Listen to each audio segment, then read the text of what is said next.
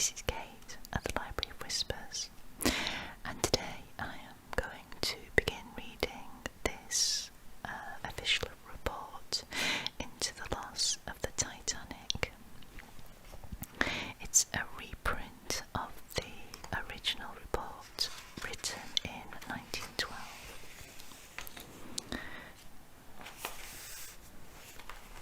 So it says, Report on the loss of the Titanic, SS, the Merchant Shipping Acts, 1894 to 1906. Report of the Court. The Court, having carefully inquired into the circumstances of the above-mentioned shipping casualty, finds, for the reasons appearing in the annex hereto, that the loss of the said ship was due to collision with an iceberg brought about by the excessive speed at which the ship was being navigated, and that's dated the 30th day of July 1912.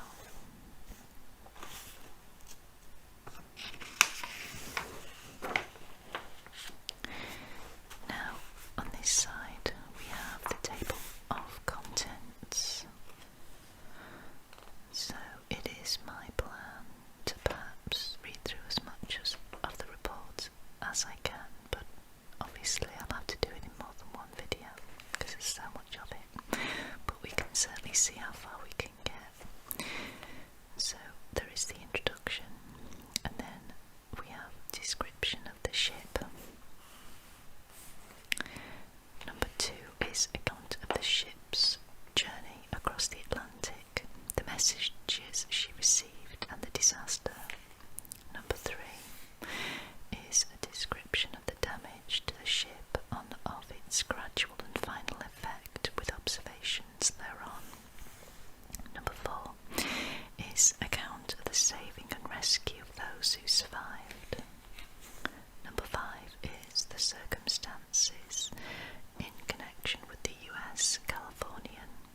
Number 6 is the Board of Trade's administration. Number 7 is finding of the court. And number 8 are the recommendations. Now, so let's read the introduction. This says, Annex to the report.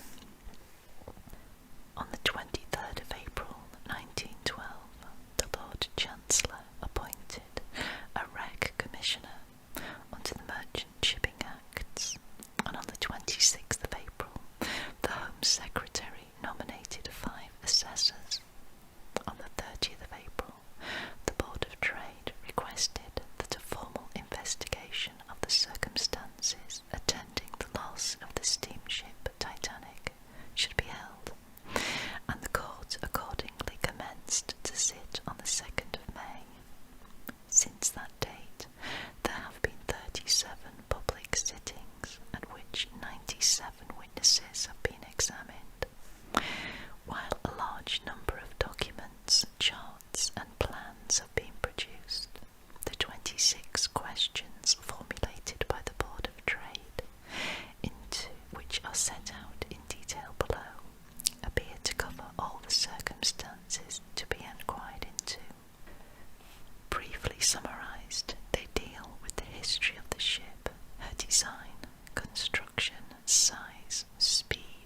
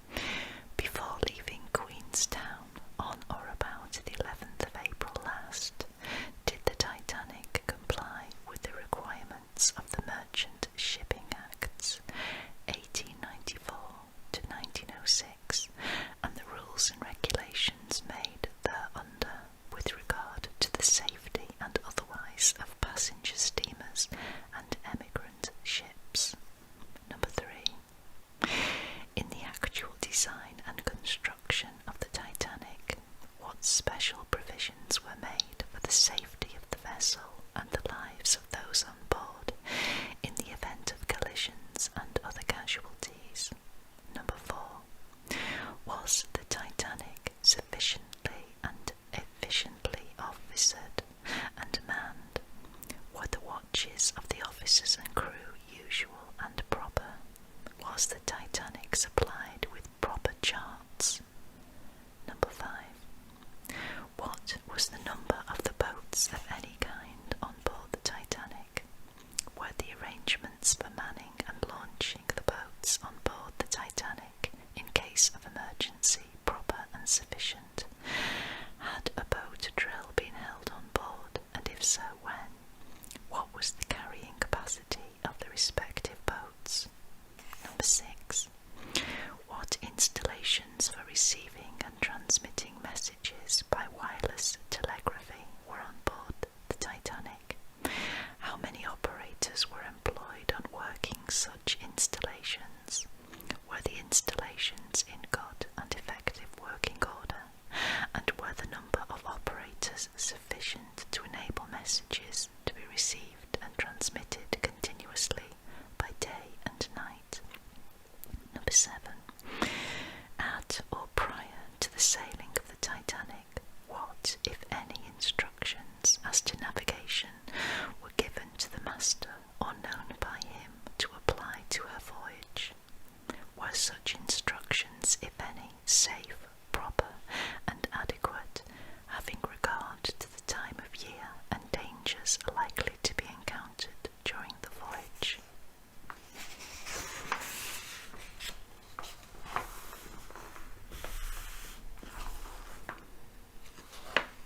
Number 8. What was in fact the track taken by the Titanic in crossing the Atlantic Ocean? Did she keep to the track usually followed by liners on voyages from the United Kingdom to New York in the month of April? Are such tracks safe tracks at that time of the year? Had the master any, and if so, what discretion as regards the track to be taken? Number 9. After leaving Queenstown on or about the 11th of April last, did information reach the Titanic by wireless messages or otherwise by signals of the existence of ice in certain latitudes?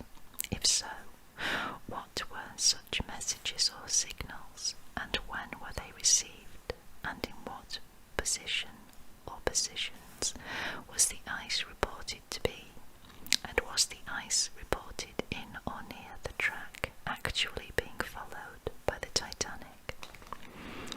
Was her course altered in consequence of receiving such information, and if so, in what way? What replies to such messages or signals did the Titanic send, and at what times? Number 10. If at the times referred to in the last preceding question, or later, the Titanic was warned of, or had reason to suppose she would encounter ice, at what time might she have reasonably expected to encounter it? Was a good and proper lookout for ice kept on board? Were any, and if so, what, directions given to vary the speed? If so, were they carried out? Number 11. Were binoculars provided for and used by the lookout men? Is the use of them necessary or usual in such circumstances? Had the Titanic the means of throwing searchlights around her? If so, did she make use of them to discover ice? Should searchlights have been provided and used? Number 12. What other precautions were taken by the Titanic in anticipation of meeting ice? Were they such as are usually adopted by vessels being navigated in waters where ice may be expected to be encountered? Number 13. Was ice seen and reported by anybody on board the Titanic before the casualty occurred?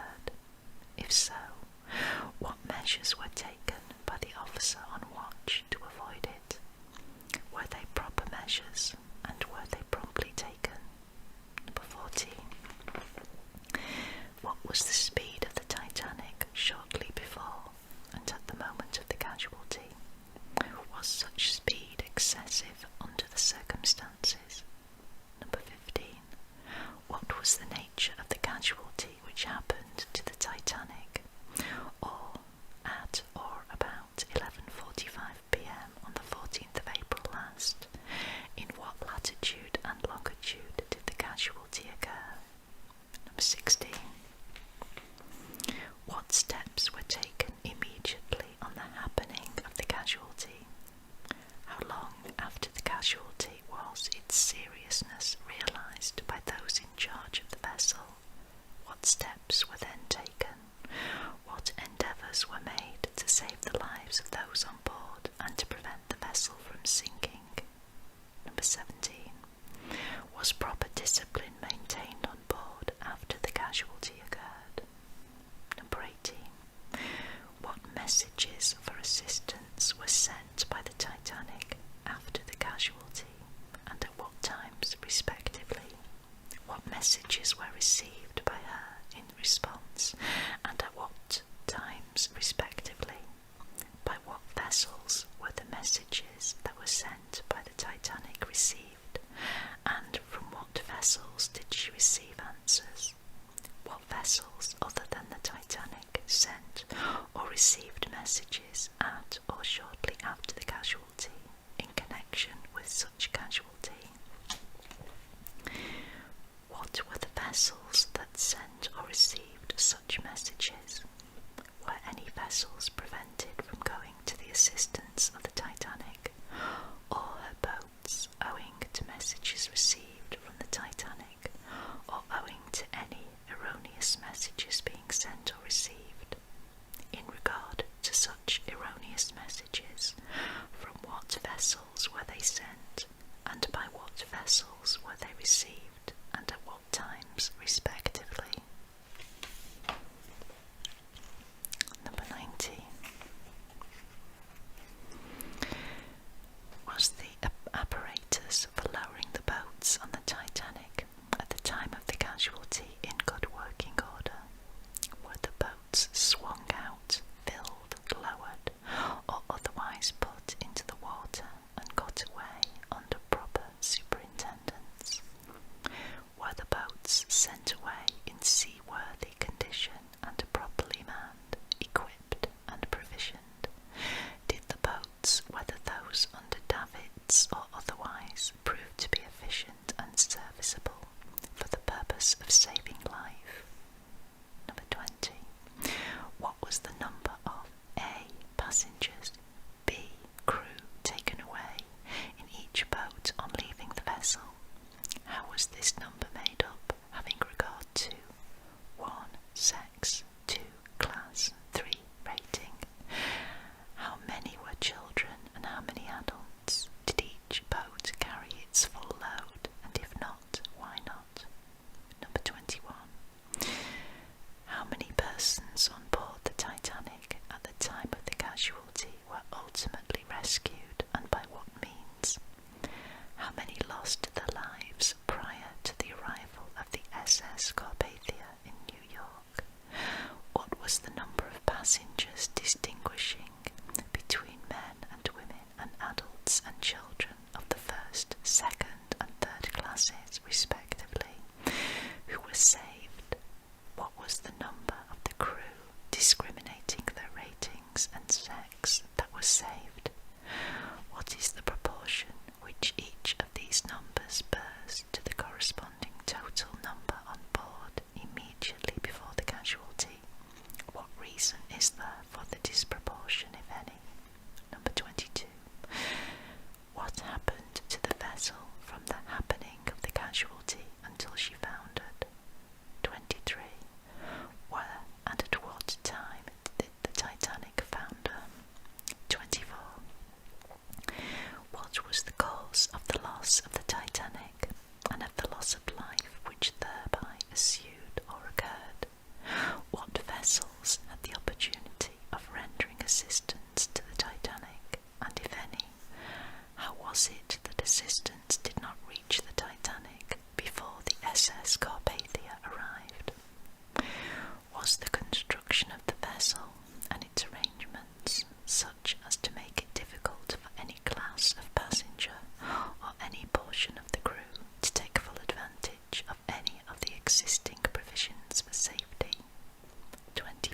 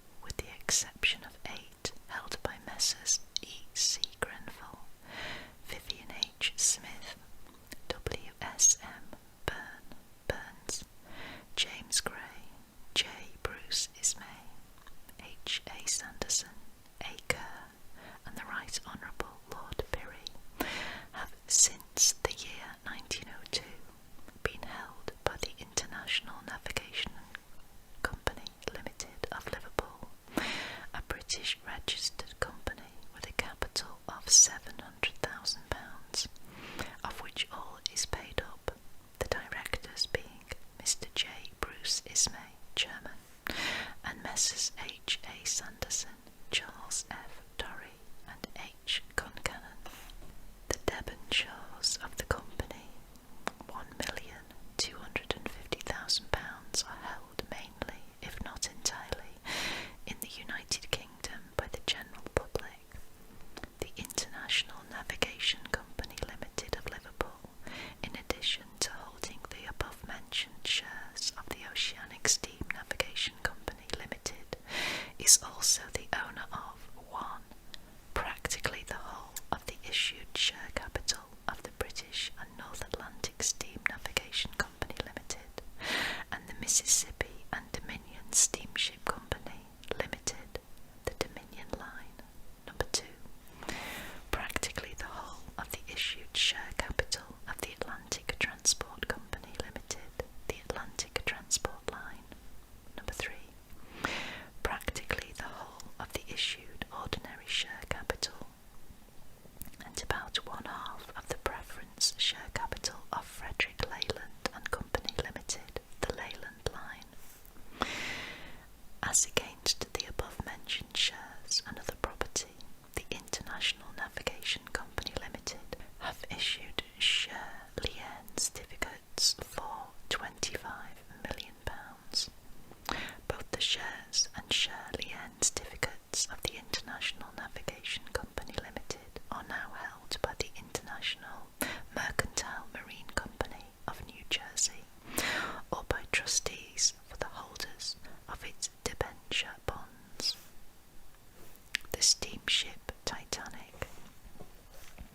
The Titanic was a 3-screw vessel of 46,328 tons gross and 21,831 net register tons, built by Messrs. Holland and Wolff for the White Star Line service between Southampton and New York. She was registered as a British steamship at the port of Liverpool, her official number being 131,428. Her registered dimensions were: length 852.5 feet, breadth 92.5 feet, depth from top of keel to top of beam at lowest point of shear of sea deck, the highest deck which extends continuously from bow to stern, 64 feet 9 inches. Depth of hold 59.58 feet. Height from B to C deck 9 feet. Height from A to B deck 9 feet. Height from boat to A deck 9.5 feet. Height from boat deck to waterline amidships at time of accident about 60.5 feet. Displacement at 34 feet 7 inches as 52,310 tons. The propelling machinery consisted of 2 sets of 4-cylinder reciprocating engines, each driving a wing propeller, and a turbine driving the centre propeller. The registered horsepower of the propelling machinery was 50,000. The power which would probably have been developed was at least 55,000.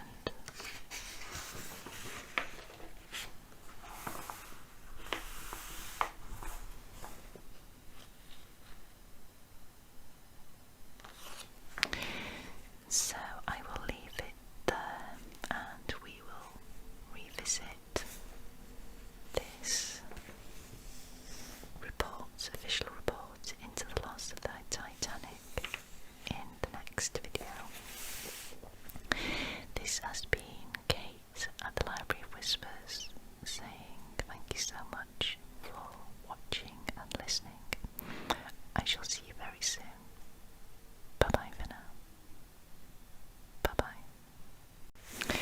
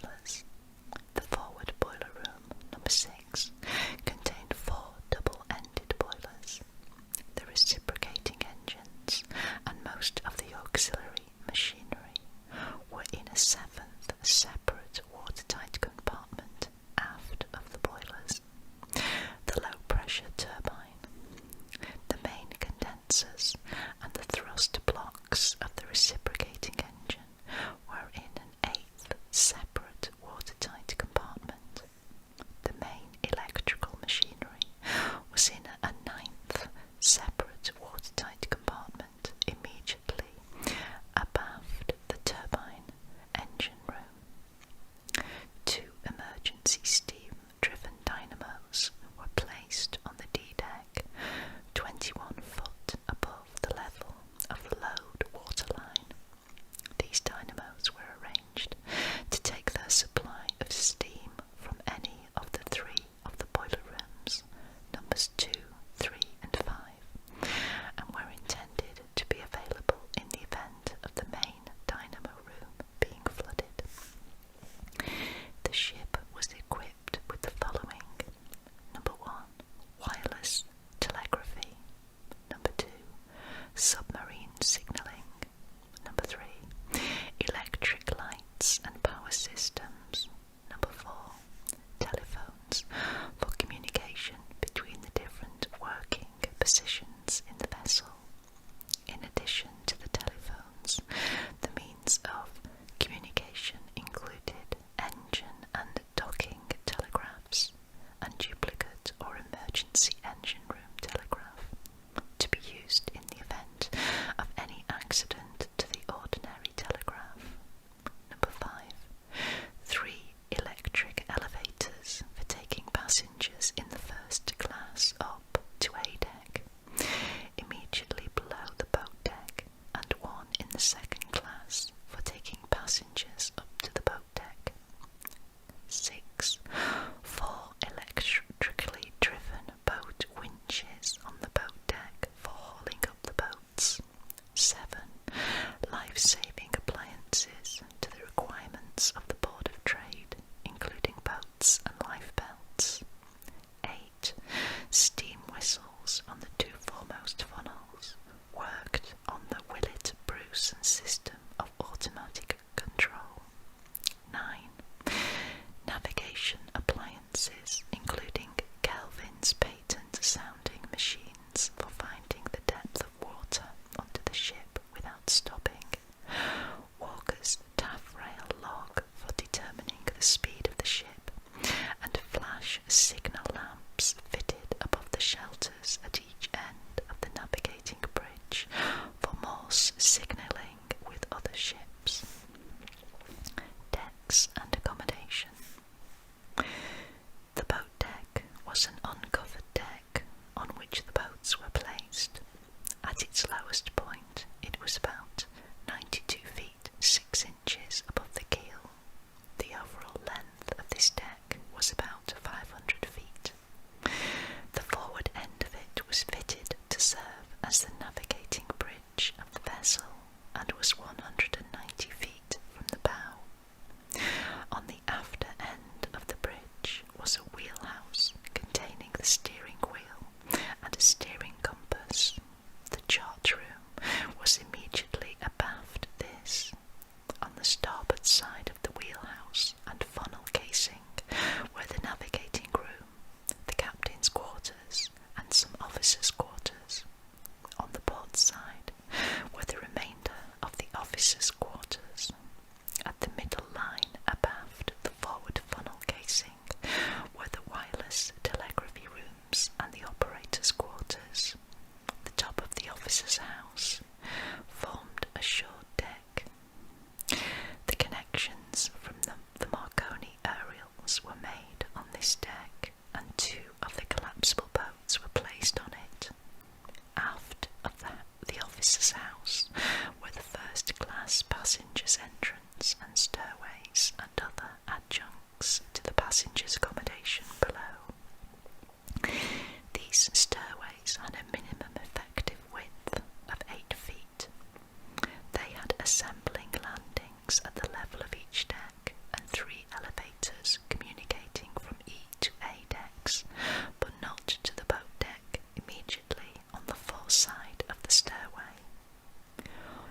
All the boats except 2 Engelhart life rafts were carried on this deck.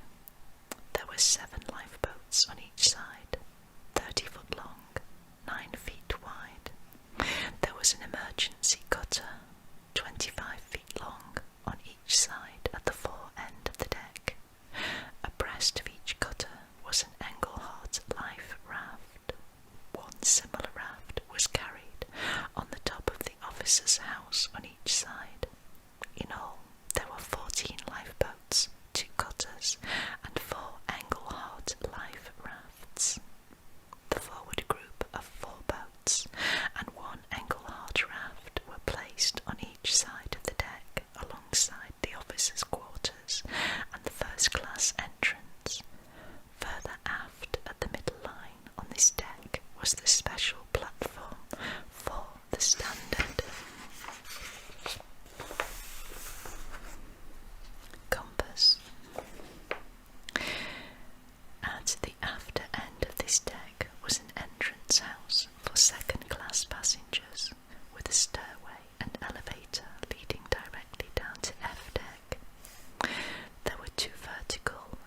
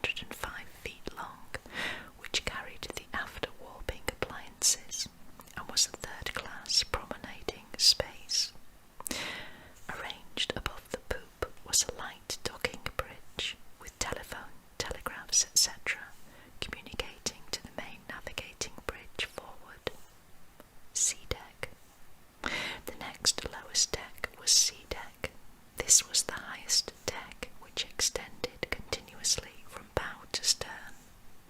At the forward end of it, under the forecastle, was placed the machinery required for working the anchors and cables, and for the warping of the ship referred to on B deck above.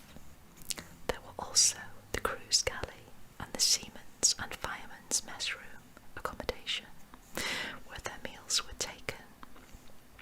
At the after end of the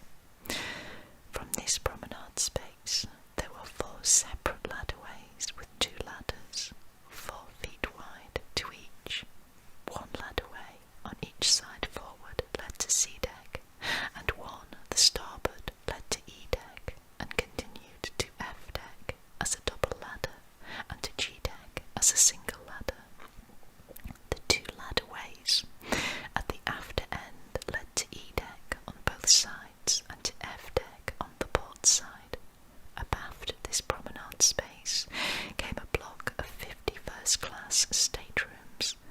This surrounded the forward funnel. The main first-class reception room and dining saloon were aft of these rooms and surrounded the number 2 funnel.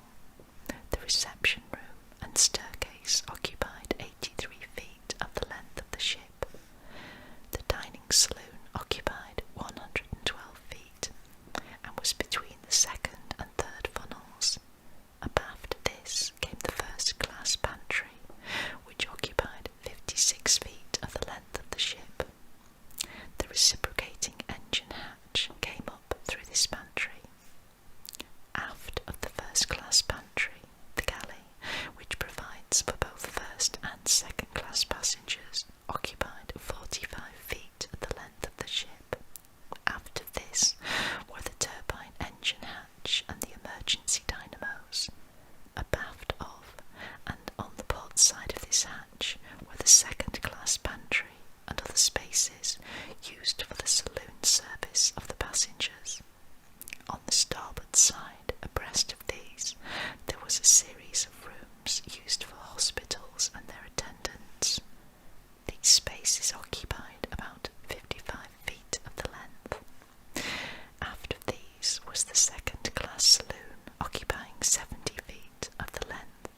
In the next 88 feet of length, there were 38 second-class rooms and the necessary baths and lavatories. From here to the stern was accommodation for third-class passengers, and the main third-class lavatories for the passengers in the after end of the ship. The watertight bulkheads come up to this deck throughout the length from the stern as far forward as the bulkhead dividing the after boiler room from the reciprocating engine room. The watertight bulkhead of the 2 compartments abaft the stern was carried up to this deck.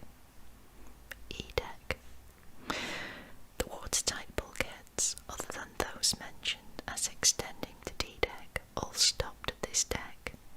At the forward end was provided accommodation for 3 watches of trimmers in 3 separate compartments, each holding 24 trimmers.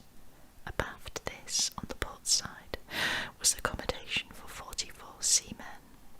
Aft of this, and also on the starboard side of it, were the lavatories for crew and third-class passengers. Further aft again came the forward third-class lavatories. Immediately after this was a passageway right across the ship, communicating directly with the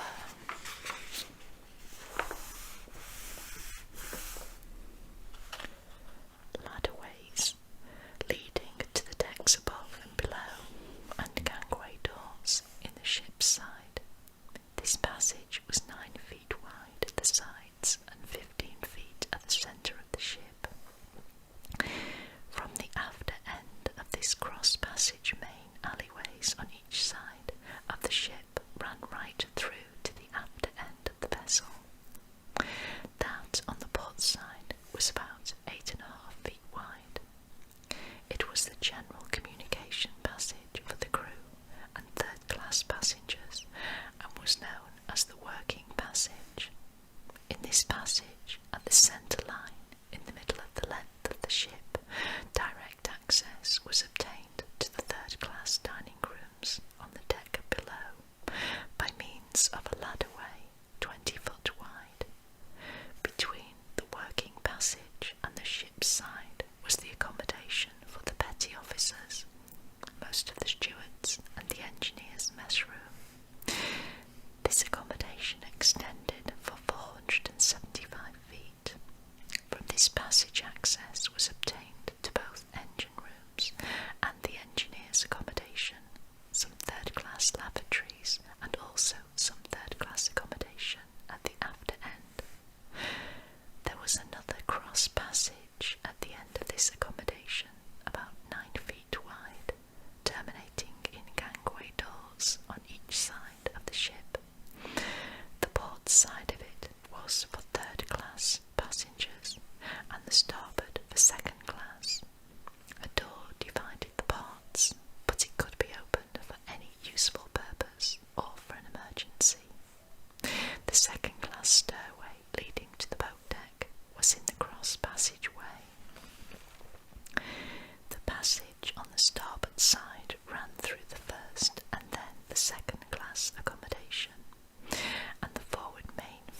third-class stairway and elevators extended to this deck, whilst both the second-class main stairways were also in communication with this starboard passage. There were 4 first-class, 8 first or second alternatively, and 19 second-class rooms leading off this starboard passage. The remainder of the deck was appropriated to third-class accommodation. This contained the bulk of the third-class accommodation. At the forward end of it was the accommodation for 53 firemen, constituting the third watch. Aft of this, in 3 watertight compartments, there was third-class accommodation extending to 147 feet. In the next watertight compartment were the swimming bath and linen rooms.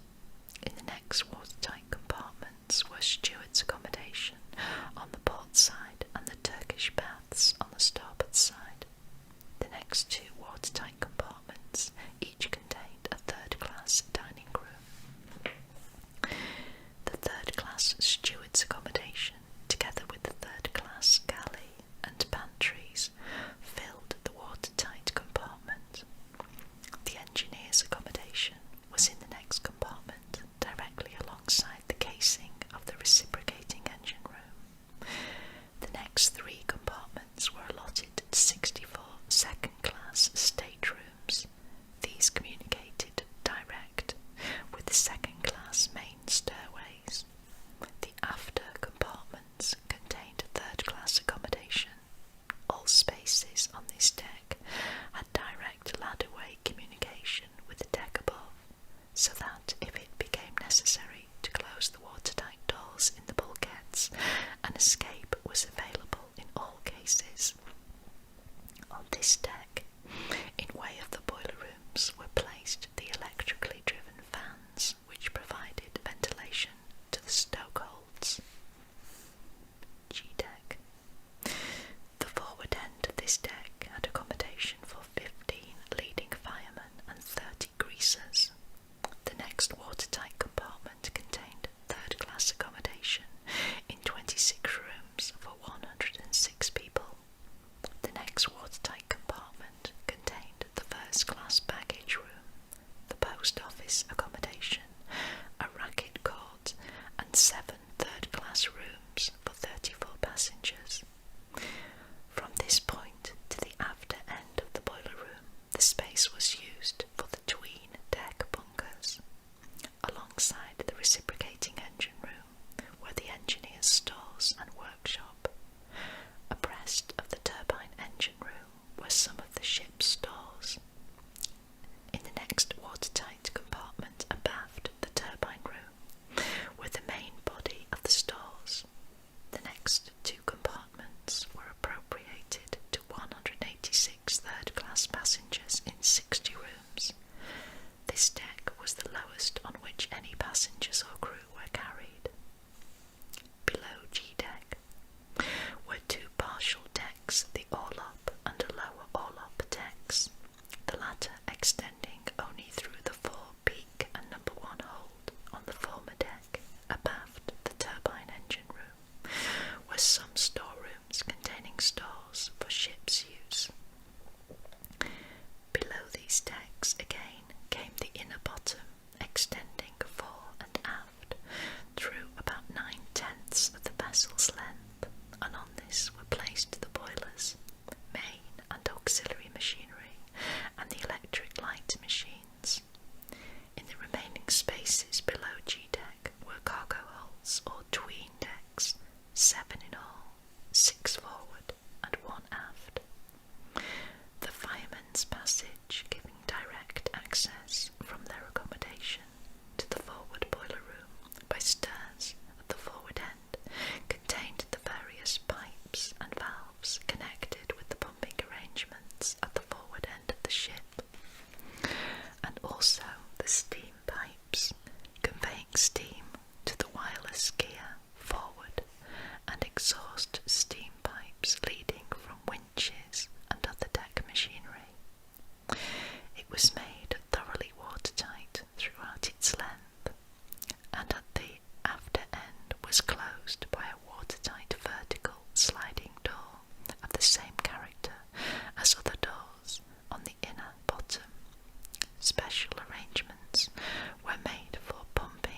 these spaces out if necessary.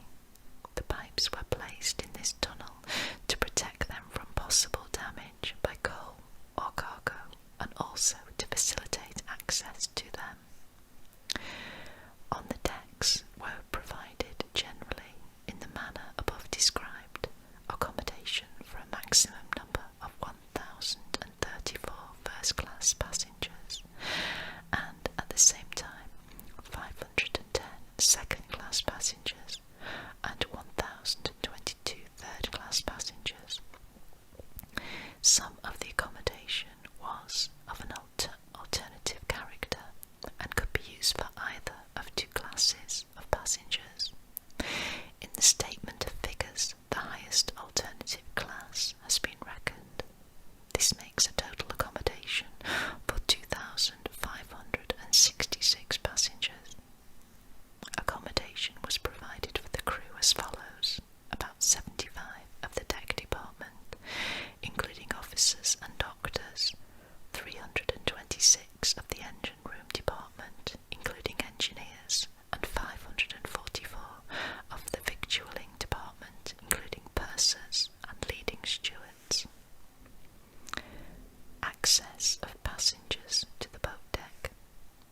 The following routes led directly from the various parts of the first-class passenger accommodation to the boat deck.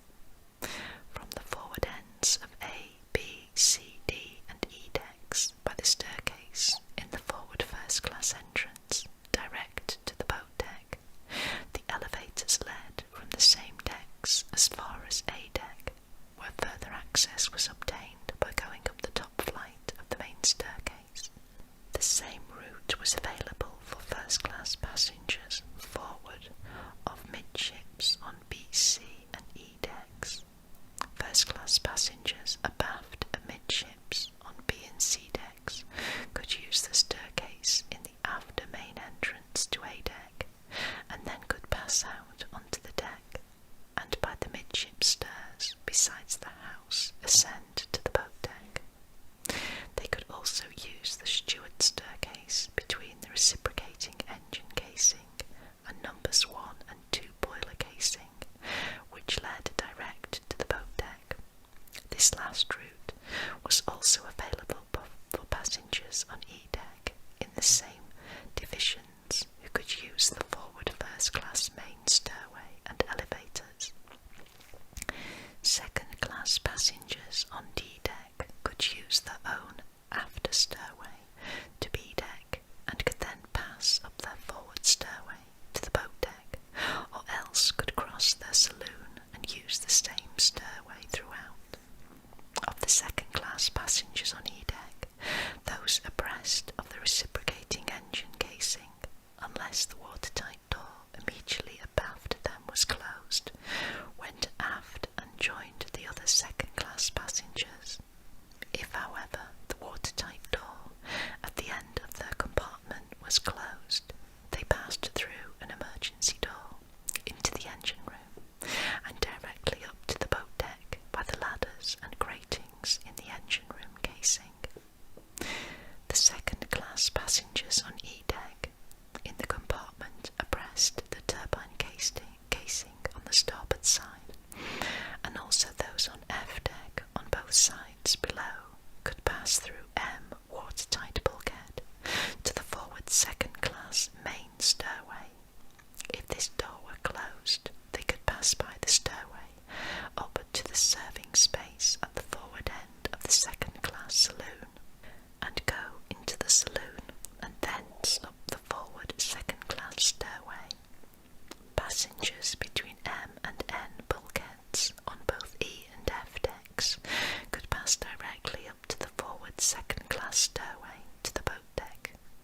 Passengers between N and O bulkheads on D, E, F and G decks could pass by the after second-class stairway to B deck, and then cross to the forward second-class stairway and go up to the boat deck.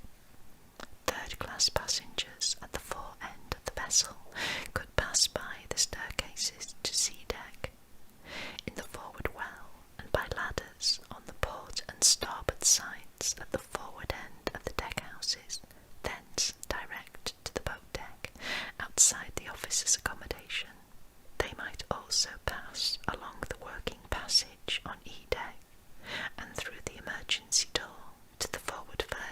class main stairway, or through the door on the same deck at the forward end of the first class alleyway, and up the first class stairway direct to the boat deck.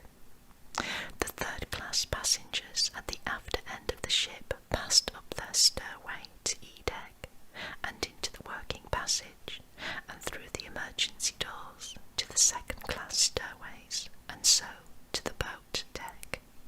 Like second class passengers, or alternatively, they could continue up their own stairs and entrance to C deck, thence by the two ladders at the after end of the bridge onto the B deck, and thence by the forward second class stairway direct to the boat deck.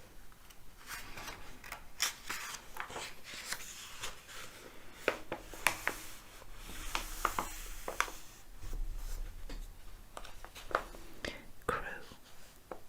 From each boiler room, an escape or emergency ladder was provided direct to the boat deck by the fiddlies in the boiler casings, and also into the working passage on E deck, and thence by the stair immediately forward of the reciprocating engine casing direct to the boat deck. From both the engine rooms, ladders and gratings gave direct access to the boat deck. From the electric engine room, the after tunnels and the forward pipe tunnels, escapes were provided direct to the working passage on E deck, and thence by one of the several routes already detailed from that space. From the crew's quarters, they could go forward by their own staircases into the forward well, and thence, like the third class passengers, to the boat deck.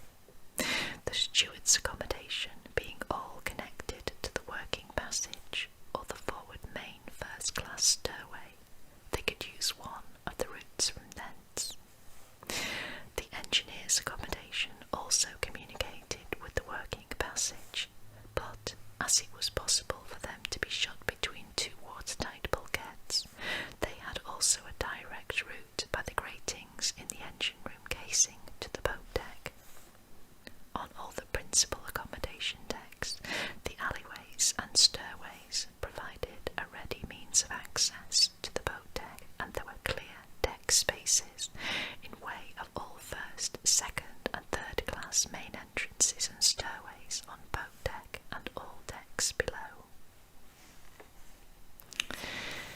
Okay, so I'm going to stop there, and the next time we'll begin with structure.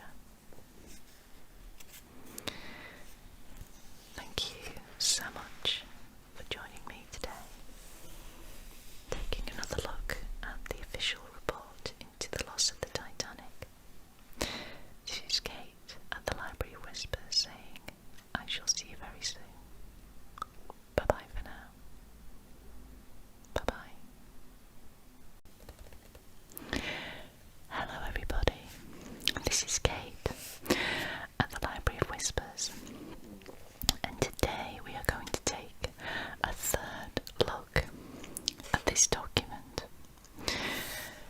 It is The Loss of the Titanic, the official report into the loss of the Titanic, which was written in 1912.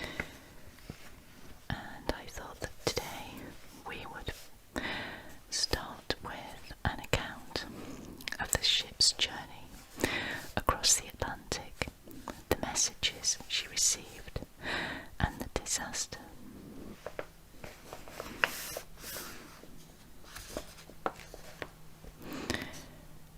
The masters of vessels belonging to the White Star Line are not given any special sailing orders before the commencement of any particular voyage.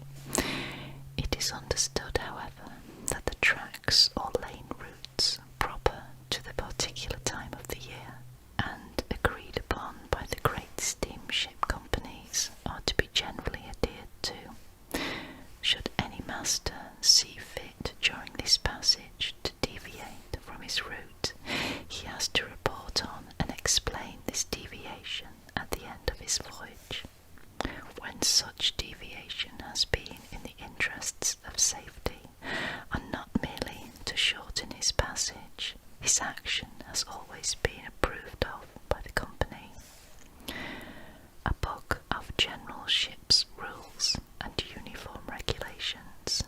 also issued by the company as a guide. There are in this book no special instructions in regard to ice, but there is a general instruction that the safety of the lives of the passengers and ship are to be the first consideration. Besides the book of ship's rules, every master, when first appointed to command a ship, is addressed by special letter from the company, of which the following passage is an extract. You are to dismiss all idea of competitive passages with other vessels, and to concentrate your attention upon a cautious, prudent, and ever watchful system of navigation, which shall lose time or suffer any other temporary inconvenience, rather than incur the slightest risk which can be avoided. Mr. Sanderson, one of the directors, in his evidence, says, with reference to the above letter, we never failed to tell them, in handing them these letters, that we do not wish them to take it as a mere matter of form, that we wish them to read these letters, and to write an acknowledgment to us that they have read them, and that they will be influenced by what we have said in those letters. The route followed. The Titanic left Southampton on Wednesday the 10th of April, and after calling at Cherbourg, proceeded to Queenstown, from which port she sailed on the afternoon of the Thursday, the 11th of April, following what was at that time the accepted outward bound route for mail steamers from the fast net light of the southwest coast of Ireland to the Nantucket Shoal light vessel off the coast of the United States. It is desirable here to explain that it has been since 1899 the practice by common agreement between the great North Atlantic steamship companies to follow lane routes to be used by their ships at the different seasons of the year. Speaking generally, it may be said that the selection of these routes has hitherto been based on the importance of avoiding as much as possible the areas where fog and ice are prevalent at certain seasons, without thereby unduly lengthening the passage across the Atlantic, and also with the view of keeping the tracks of outward and homeward bound mail steamers well clear of one another. A further advantage is that, in case of a breakdown, vessels are likely to receive timely assistance from other vessels following the same route. The decisions arrived at by the steamship companies referred to above have, from time to time, been communicated to the Hydrographic Office, and the routes have there been marked on the North Atlantic route charts printed and published by the Admiralty, and they have also been embodied in the sailing directions. Before the Titanic disaster, the accepted mail steamers outward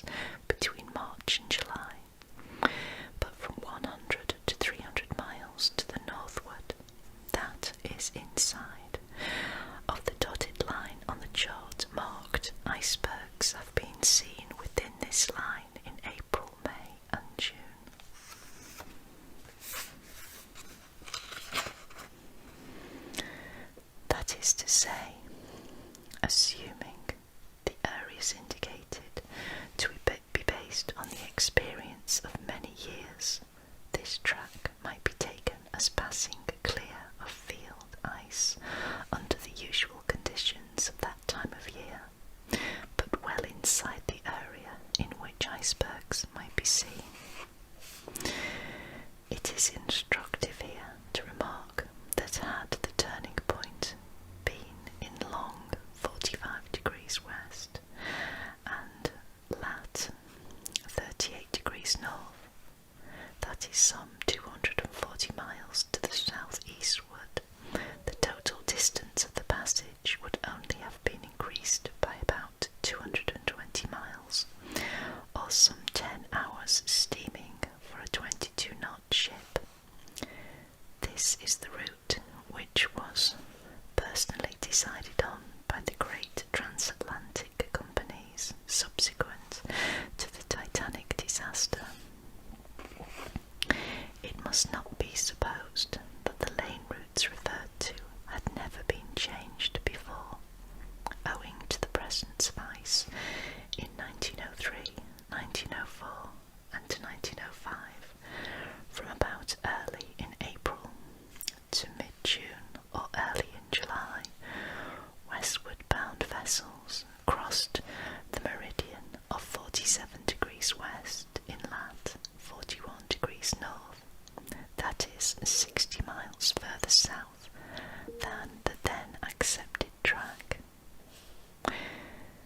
The publications known as Sailing Directions, compiled by the Hydrographic Office at the Admiralty, indicate the caution which it is necessary to use in regions where ice is likely to be found.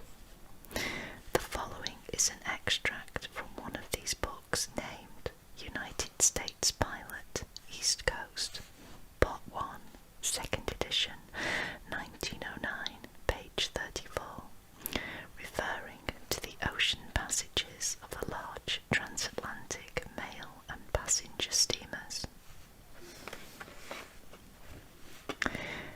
To these vessels, one of the chief dangers in crossing the Atlantic lies in the probability of encountering masses of ice, both in the form of bergs and of extensive fields of solid compact ice, released at the breaking up of winter in the Arctic regions, and drifted down by the Labrador Current across their direct route.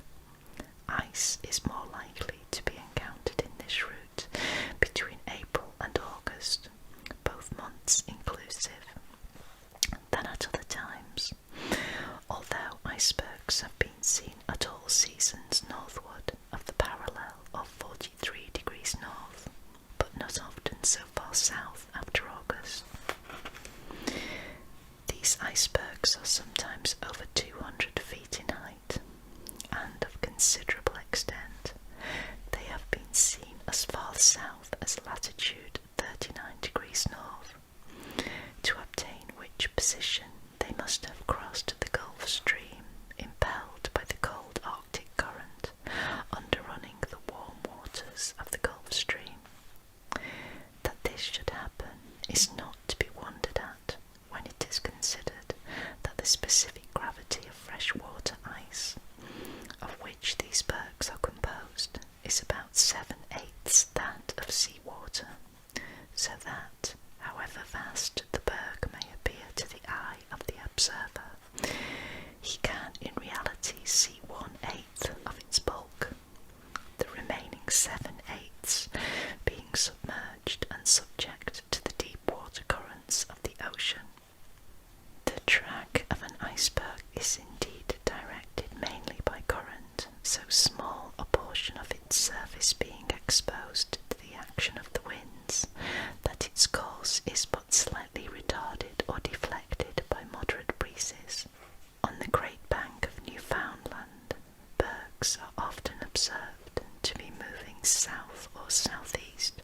Those that drift westward of Cape Race usually pass between Green and St. Pierre banks. The route chart of the North Atlantic, No.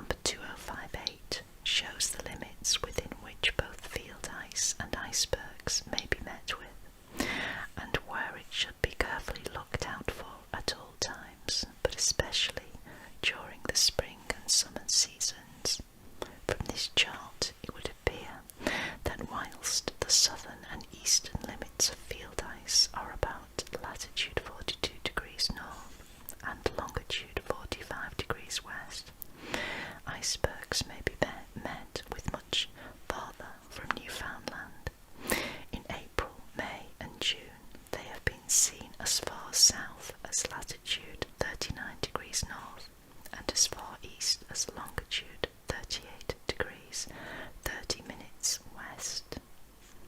And again on page 35, it is in fact impossible to give, within the outer limits named, any distinct idea of where ice may be expected, and no rule can be laid down to ensure safe navigation, as its position and the quantity met with differs so greatly in different seasons.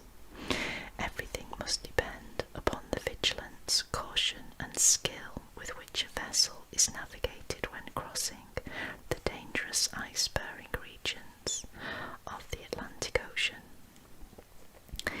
Similar warnings as to ice are also given in the Nova Scotia southeast coast and Bay of Fundy Pilot, 6th edition, 1911, which is also published by the Hydrographic Office.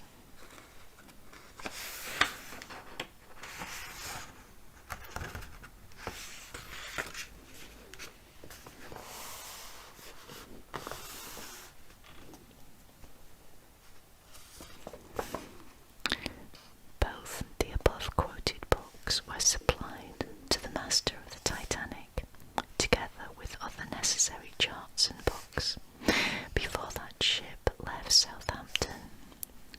The above extracts show that it is quite incorrect to assume that icebergs had never before been encountered or field ice observed so far south at the particular time of year when the Titanic disaster occurred, but it is true to say that the field ice was certainly at that time further south than it has been seen for many years. It may be useful here to give some definitions of the various forms of ice to be met with in these latitudes, although there is frequently some confusion in their use. An iceberg may be defined as a detached portion of a polar glacier carried out to sea. The ice of an iceberg formed from a glacier is of quite fresh water. Only about an eighth of its mass floats above the surface of seawater. A growler is a colloquial term applied to icebergs of small mass, which therefore only show a small portion above the surface. It is not infrequently a berg which has turned over and is therefore showing what has been termed black ice, or more correctly dark blue ice. Pack ice is the floating ice which covers wide areas of the polar seas, broken into large pieces which are driven, packed together by wind and current, so as to form a practically continuous sheet. Such ice is generally frozen from seawater and not derived from glaciers. Field ice is a term usually applied to frozen seawater floating in much looser form than pack ice. An ice flow is the term generally applied to the same ice, i.e. field ice, in a smaller quantity. A flow berg is a stratified mass of flow ice, i.e. seawater ice.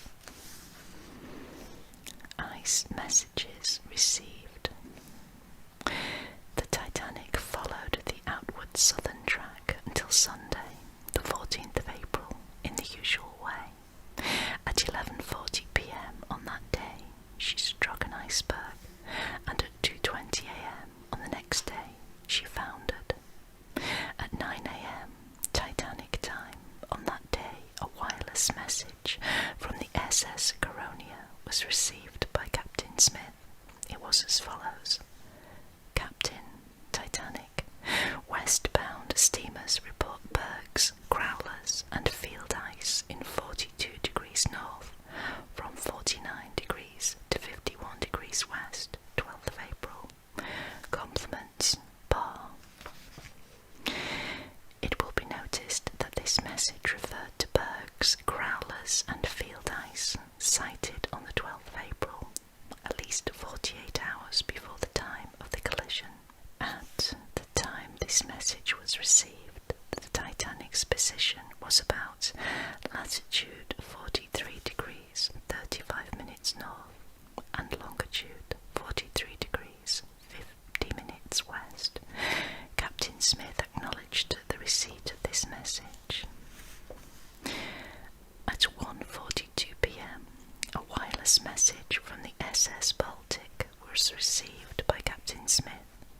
was as follows.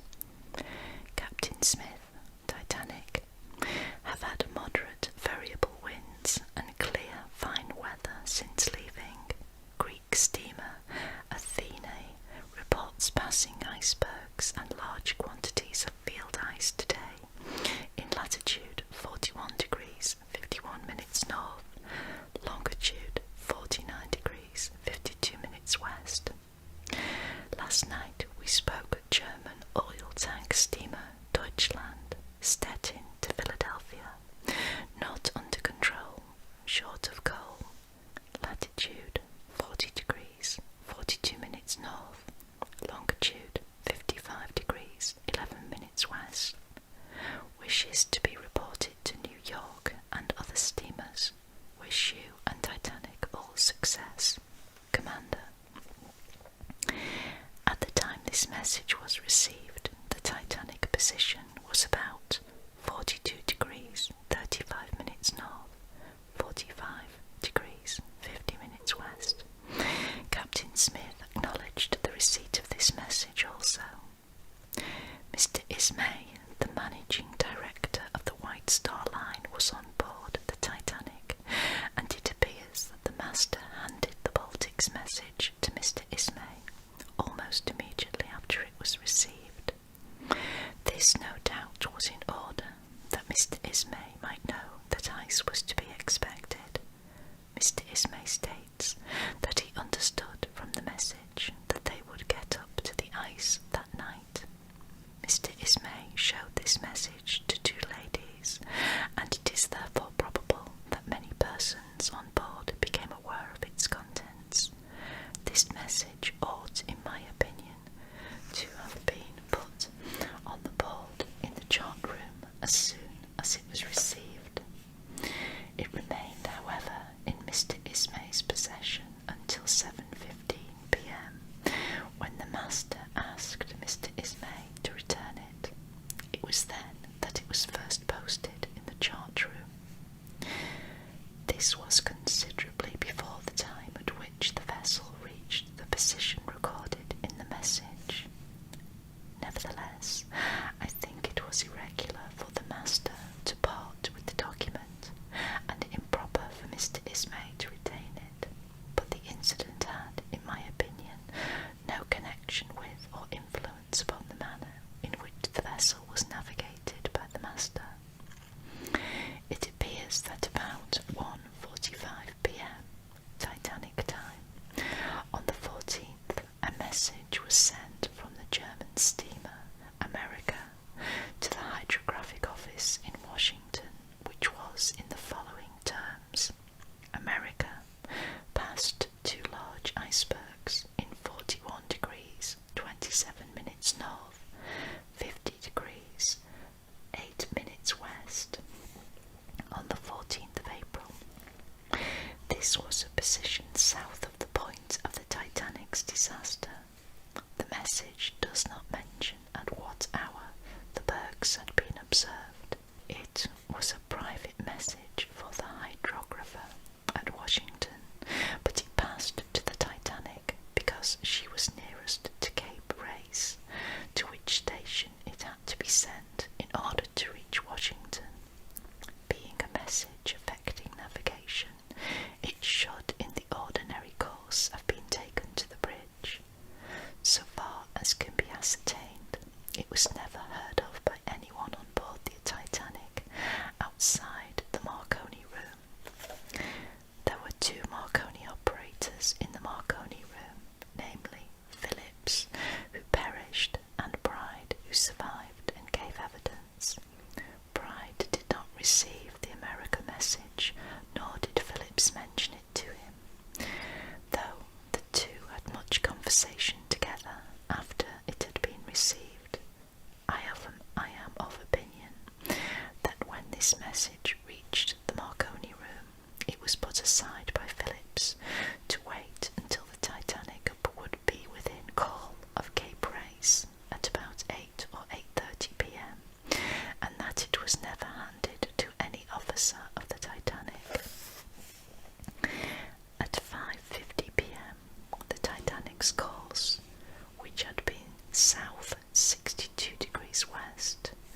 was changed to bring her on a westerly course for New York.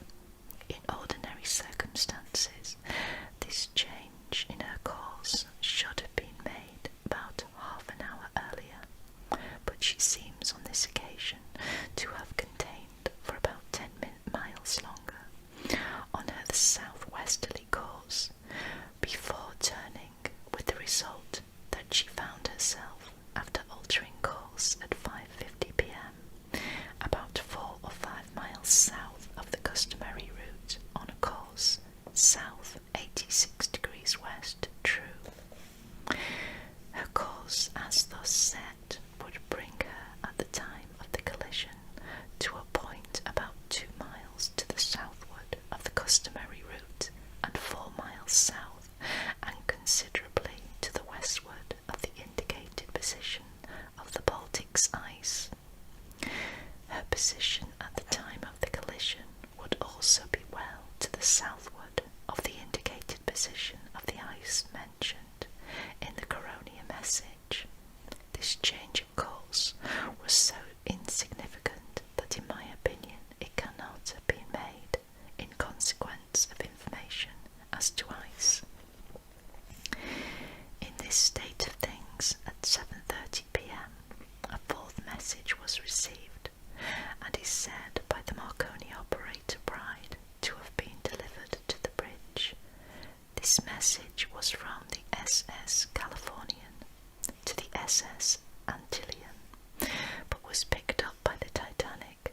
It was as follows: to Captain Antillean, 6:30 p.m, apparent ship's time, latitude 42 degrees 3 minutes north, longitude 49 degrees 9 minutes west.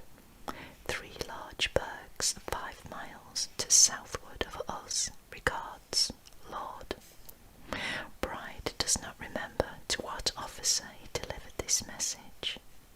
By the time the Titanic reached the position of the collision, 11:40 p.m, she had gone about 50 miles to the westward of the indicated position of the ice mentioned in this fourth message. Thus, it would appear that before the collision she had gone clear of the indicated positions of ice contained in the messages from the Baltic and Californian.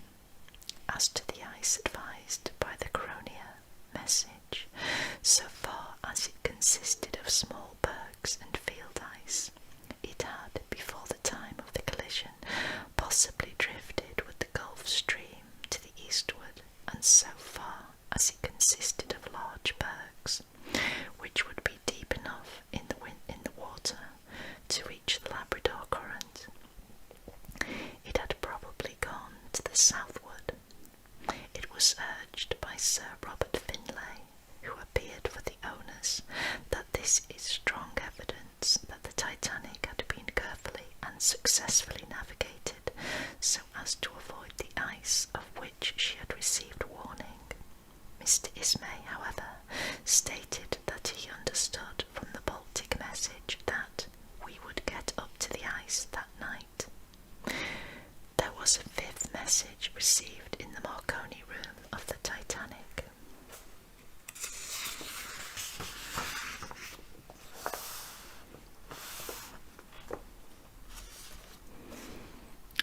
At 9:40 p.m, this was from a steamer called the Mesaba.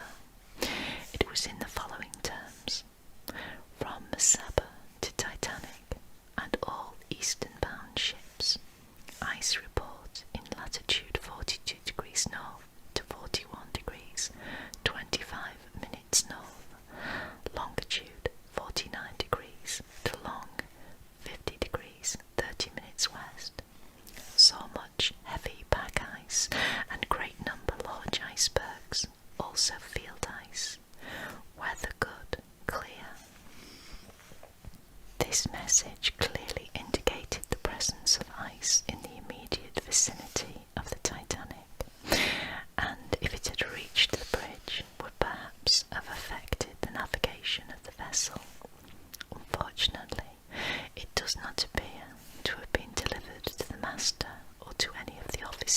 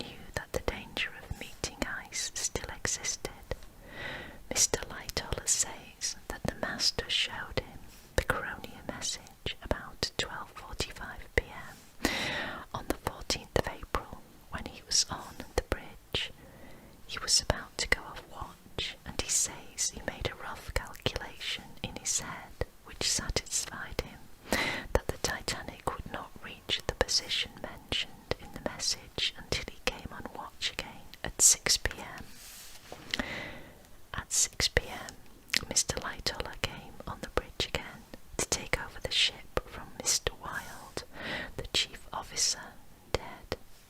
He does not remember being told anything about the Baltic message, which had been received at 1:42 p.m. Mr. Lightoller then requested Mr. Moody, the sixth officer, dead, to let him know at what time we should reach the vicinity of ice, and says that he thinks Mr. Moody reported about 11 o'clock.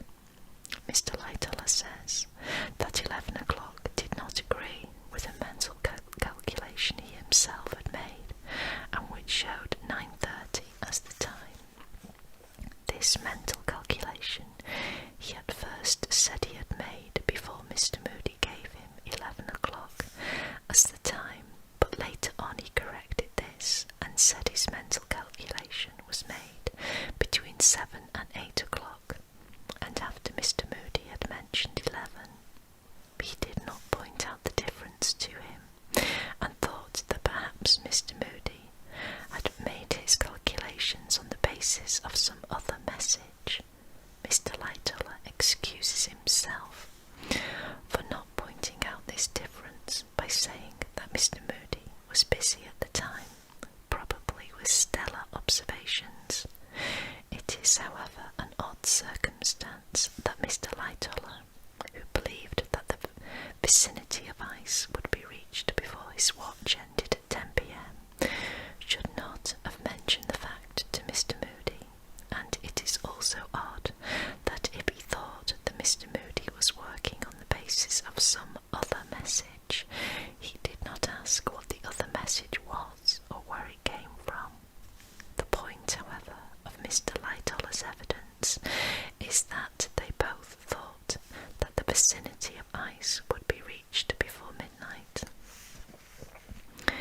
When he was examined as to whether he did not fear that on entering the indicated ice region he might run afoul of a growler, a low-lying berg, he answers, "No, I judged I should see it with sufficient distinctness, and at a distance of 1.5 miles, more probably 2 miles. He then adds, "In the event of meeting ice, there are many things we look for. In the first place, a slight breeze. Of course, the stronger the breeze, the more visible will the ice be, or rather, the breakers on the ice." He is then asked whether there was any breeze on this night, and he answers, "When I left the deck at 10 o'clock, there was a slight breeze. Oh, pardon me, no. I take that back. No, it was calm, perfectly calm, and almost immediately afterwards he describes the sea as absolutely flat. It appeared, according to this witness, that about 9 o'clock the master came on the bridge, and that Mr. Lightoller had a conversation with him which lasted half an hour. This conversation, so far as it is material, is described by Mr. Lightoller in the following words. We commenced to speak about the weather. He said, "There is not much wind." I said, "No, it is a flat calm, as a matter of fact." He repeated it. He said, "A flat calm." I said, "Quite flat, there is no wind." I said something about it was rather a pity the breeze had not kept up whilst we were going through the ice region. Of course my reason was obvious. He knew I meant the water ripples breaking on the base of the berg. We then discussed the indications of ice. I remember saying, "In any case, there will be a certain amount of reflected light from the bergs." He said, "Oh yes, there will be a certain amount of reflected light." I said, or he said, blue was said between us, that even though the blue side of the berg was towards us, probably the outline, the white outline would give us sufficient warning that we should be able to see it at a good distance, and as far as we could see, we should be able to see it. Of course, it was just with regard to that possibility of the blue side being towards us, and that if it did happen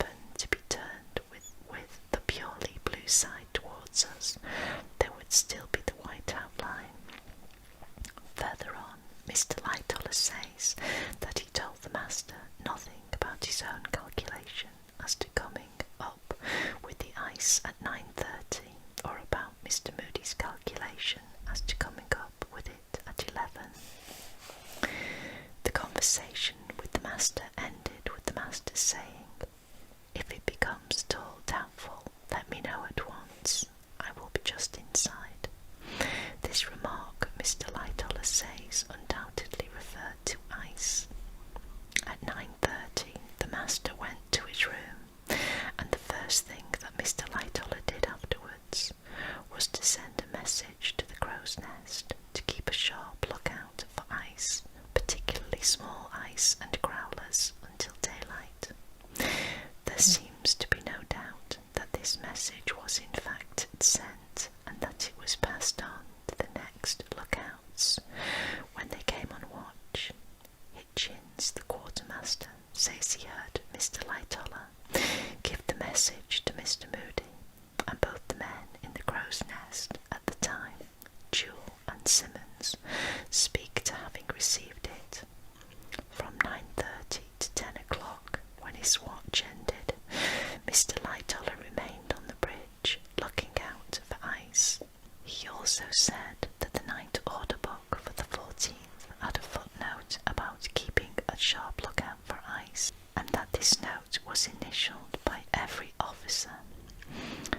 At 10 o'clock, Mr. Lightoller handed over the watch to Mr. Murdoch, the first officer, dead, telling him that we might be up till around the ice at any time now. That Mr. Murdoch knew of the danger of meeting ice appears from the evidence of Hemming, a lamp trimmer, who says that about 7:15 p.m. Mr. Murdoch told him to go forward and see the fore-scuttle hatch closed, as we are in the vicinity of ice and there is a glow coming from that, and I want everything dark before the bridge. The foregoing evidence establishes quite clearly that Captain Smith, the master, Mr. Murdoch, the first officer, Mr. Lightoller, the second officer, and Mr. Moody, the sixth officer, all knew on the Sunday evening that the vessel was entering a region where ice might be expected, and this being so, it seems to me to be of little importance to consider whether the master had by design or otherwise succeeded in avoiding the particular ice indicated in the 3 messages received by him. Speed of the ship. The entire passage had been made at high speed, though not at the ship's maximum, and this speed was never reduced until the collision was unavoidable. At 10 p.m. the ship was registering 45 knots every 2 hours by the Cherub log.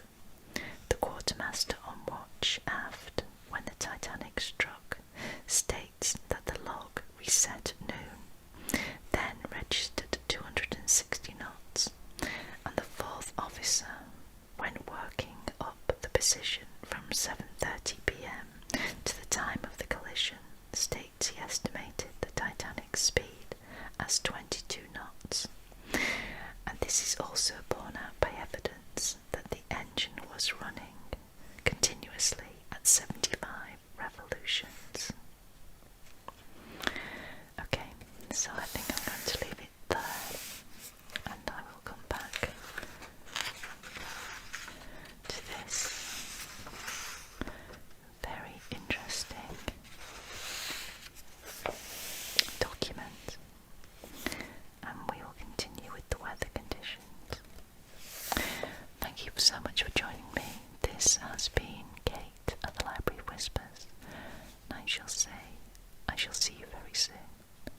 Bye bye for now. Bye bye. Hello everybody. This is Kate at the Library of Whispers, and today I am going to read you a further part from the official report into the loss of the Titanic from 1912.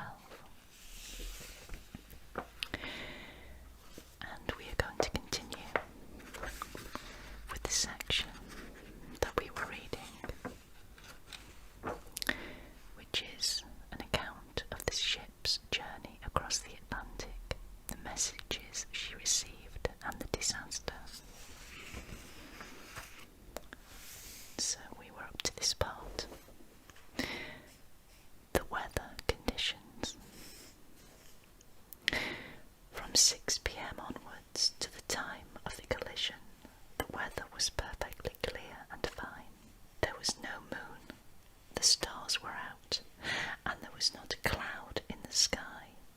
There was, however, a drop in temperature of 10 degrees in slightly less than 2 hours, and by about 7:30 p.m. the temperature was 33 degrees F, and it eventually fell to 32 degrees F. That this was not necessarily an indication of ice is borne out by the sailing directions. The Nova Scotia, Southeast Coast and Bay of Fundy Pilot, 6th edition, 1911, page 16, says, "No reliance can be placed on any warning being conveyed to a mariner by a fall of temperature either of the air or sea on approaching ice. Some decrease in temperature has occasionally been recorded, but more often none has been observed." Sir Ernest Shackleton was, however, of opinion that, if there was no wind and the temperature fell abnormally for the time of the year, I would consider that I was approaching an area which might have ice in it.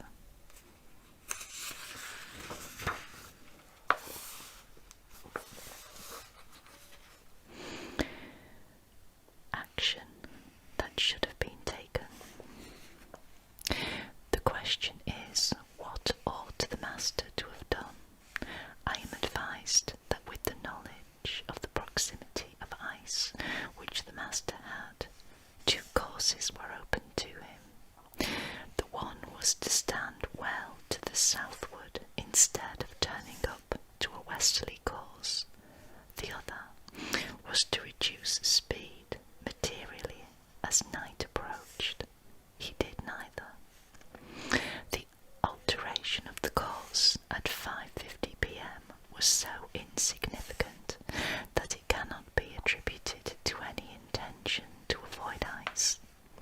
This deviation brought the vessel back to within about 2 miles of the customary route before 11:30 p.m, and there was certainly no reduction of speed. Why then did the master persevere in his course and maintain his speed? The answer is to be found in the evidence. It was shown that for many years past, indeed, for a quarter of a century or more, the practice of liners using this track when in the vicinity of ice at night had been, in clear weather, to keep the course to maintain the speed and to trust to a sharp lookout to enable them to avoid the danger. This practice, it was said, had been justified by experience, no casualties having resulted from it. I accept the evidence as to the practice and as to the immunity from casualties which is said to have accompanied it, but the event has proved the practice to be bad. Its root is probably to be found in competition and in the desire of the public for quick passages rather than in the judgment of navigators. But unfortunately, experience appeared to justify it. In these circumstances, I am not able to blame Captain Smith. He had not the experience which his own misfortune has afforded to those whom he has left behind, and he was doing only that which other skilled men would have done in the same position. It was suggested at the bar that he was yielding to influences which ought not to have affected him, that the presence of Mr. Ismay on board, and the knowledge which he perhaps had of a conversation between Mr. Ismay and the chief engineer at Queenstown about the speed of the ship, and the consumption of coal, probably induced him to neglect precautions which he would otherwise have taken. But I do not believe this. The evidence shows that he was not trying to make any record passage or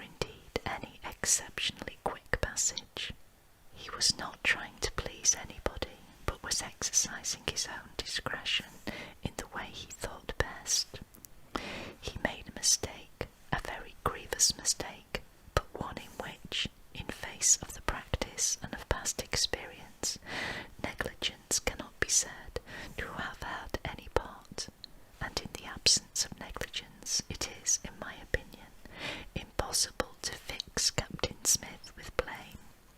It is, however, to be hoped that the last has been heard of the practice, and that for the future it will be abandoned for what we now know to be more prudent and wiser measures. What was a mistake in the case of the Titanic would without doubt be negligence in any similar case in the future. The collision. Mr. Lightoller turned over the ship to Mr. Murdoch, the first officer, at 10 o'clock, telling him that the ship was within the region where ice had been reported. He also told him of the message he had sent to the Crow's Nest, and of his conversation with the master, and of the latter's orders. The ship appears to have run on the same course until, at a little before 11:40, one of the lookouts in the Crow's Nest struck 3 blows on the gong, which was the accepted warning for something ahead. Following this, immediately afterwards, by a telephone message to the bridge, iceberg right ahead. Almost simultaneously with the 3-gong signal, Mr. Murdoch, the officer of the watch, gave the order hard a starboard, and immediately telegraphed down to the engine room, stop, full speed astern. The helm was already hard over, and the ship's head had fallen off about 2 points to port, when she collided with an iceberg well forward on her starboard side. Mr. Murdoch at the same time pulled the lever over which closed the watertight doors in the engine and boiler rooms. The master rushed out onto the bridge and asked Mr. Murdoch what the ship had struck. Mr. Murdoch replied, "An iceberg, sir." I hard starboarded and reversed the engines, and I was going to hard a port round it, but she was too close. I could not do any more. I have closed the watertight doors. From the evidence given, it appears that the Titanic had turned about 2 points to port before the collision occurred. From various experiments subsequently made with the SS Olympic, a sister ship to the Titanic, it was found that travelling at the same rate as the Titanic, about 37 seconds would be required. For the ship to change her course to this extent after the helm had been put hard a starboard. In this time the ship would travel about 466 yards, and allowing for the few seconds that would be necessary for the order to be given, it may be assumed that 500 yards was about the distance at which the iceberg was sighted, either from the bridge or Crow's Nest. That it was quite possible on this night, even with a sharp lookout at the stem head, Crow's Nest, and on the bridge, not to see an iceberg at this distance is shown by the evidence of Captain Rostron of the Carpathia. The injuries to the ship, which are described in the next section, were of such a kind that she foundered in 2 hours and 40 minutes.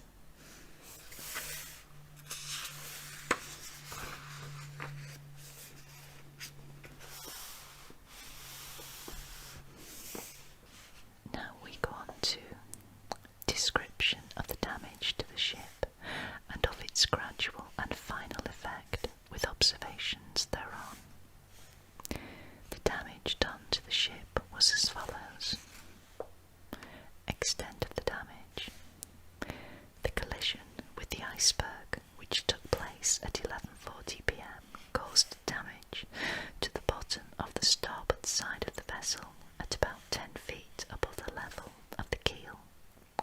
was no damage above this height.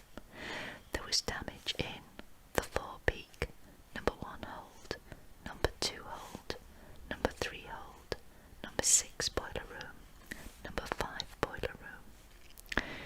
The damage extended over a length of about 300 feet. Time in which the damage was done. As the ship was moving at over 20 knots, she would have passed through 300 feet in less than 10 seconds, so that the damage was done in about this time. The flooding in first 10 minutes. At first, it is desirable to consider what happened in the first 10 minutes.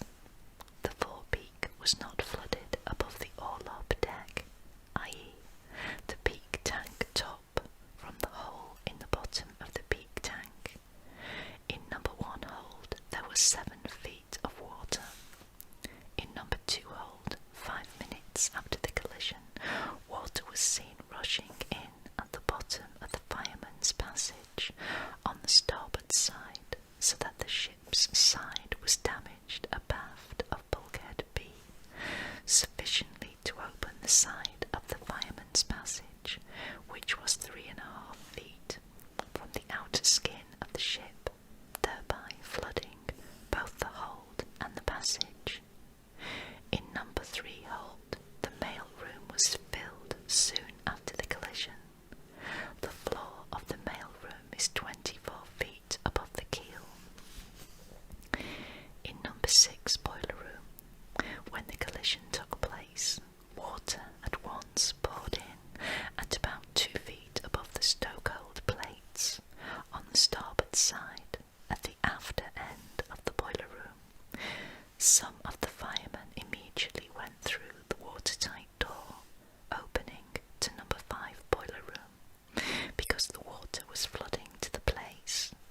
The watertight doors in the engine rooms were shut from the bridge almost immediately after the collision.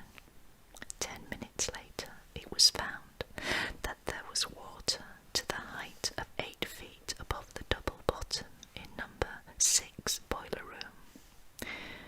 Number 5 boiler room was damaged at the ship's side in the starboard forward bunker at a distance of 2 feet above the stokehold plates, at 2 feet from the watertight bulkhead between numbers 5 and 6 boiler rooms. Water poured in at that place, as it would from an ordinary fire hose. At the time of the collision, this bunker had no coal in it. The bunker door was closed when water was seen to be entering the ship. In number 4 boiler room, there was no indication of any damage at the early stages of the sinking. Gradual effect of the damage. It will thus be seen that all the 6 compartments forward of number 4 boiler room were open to the sea by damage which existed at about 10 feet above the keel. At 10 minutes after the collision, the water seems to have risen to about 14 feet above the keel in all these compartments except number 5 boiler room. After the first 10 minutes, the water rose steadily in all these 6 compartments. The forepeak above the peak tank was not filled until an hour after the collision, when the vessel's bow was submerged to above sea deck. The water then flowed in from the top through the deck scuttle forward of the collision bulkhead. It was by this scuttle that access was obtained to all the decks below sea, down to the peak tank top on.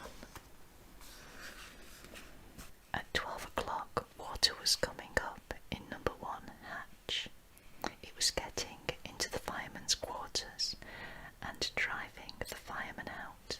It was rushing round number 1 hatch on G deck and coming mostly from the starboard side, so that in 20 minutes the water had risen above G deck in number 1 hold. In number 2 hold, about 40 minutes after the collision, the water was coming in to the seamen's quarters on E deck through a burst fore and aft wooden bulkhead of a third-class cabin opposite the seamen's wash place. Thus, the water had risen in number 2 hold to about 3 feet above E deck in 40 minutes. In number 3 hold, the mail room was afloat about 20 minutes after the collision. The bottom of the mail room, which is on the orlop deck, is 24 feet above the keel. The watertight doors on F deck at the fore and after ends of number 3 compartment were not closed then. The mail room was filling and water was within 2 feet of G deck, rising fast when the order was given to clear the boats. There was then no water on F deck. There is a stairway on the port side on G deck which leads down to the first-class baggage room on the orlop deck immediately below. There was water in this luggage room 25 minutes after the collision. Half an hour after the collision, water was up to G deck in the mail room. Thus, the water had risen in this compartment to within 2 feet of G deck in 20 minutes and above G deck in 25 to 30 minutes. Number 6 boiler room was abandoned by the men almost immediately after the collision. 10 minutes later, the water had risen to 8 feet above the top of the double bottom and probably reached the top of the bulkhead at the after end of the compartment at the level of E deck in about 1 hour after the collision. In number 5 boiler room, there was no water above the stokehold plates until a rush of water came through the pass between the boilers from the forward end and drove the leading stoker out. It has already been shown in the description of what happened in the first 10 minutes that water was coming into number 5 boiler room in the forward starboard bunker at 2 feet above the plates, in a stream about the size of a deck hose. The door in this bunker had been dropped probably when water was first discovered, which was a few minutes after the collision. This would cause the water to be retained in the bunker until it rose high enough to burst the door, which was weaker than the bunker bulkhead. This happened about an hour after the collision. Number 4 boiler room. 1 hour and 40 minutes after collision, water was coming in forward in number 4 boiler room from underneath the floor in the forward part in small quantities. The men remained in that stokehold till ordered on deck. Numbers 3, 2 and 1 boiler rooms. When the men left number 4, some of them went through numbers 3, 2 and 1 boiler rooms into the reciprocating engine room, and from there on deck. There was no water in the boiler rooms. Abaft number 4, 1 hour 40 minutes after the collision, 1:20 a.m. And there was then none in the reciprocating and turbine engine rooms, electrical engine room and tunnels. There was no damage to these compartments. From the foregoing, it follows that there was no damage abaft number 4 boiler room. All the watertight doors aft of the main engine room were opened after the collision. Half an hour after the collision, the watertight doors from the engine room to the stokehold were opened as far forward as they could be to number 4 boiler room. Final effect of the damage. The later stages of the sinking cannot be stated with any precision, owing to a confusion of the times which was natural under the circumstances. The forecastle deck was not under water at 1:35 a.m. Distress signals were fired until 2 hours after the collision. This time, the foredeck was underwater. The forecastle head was not then submerged, though it was getting close down to the water, about half an hour before she disappeared, 1:50 a.m.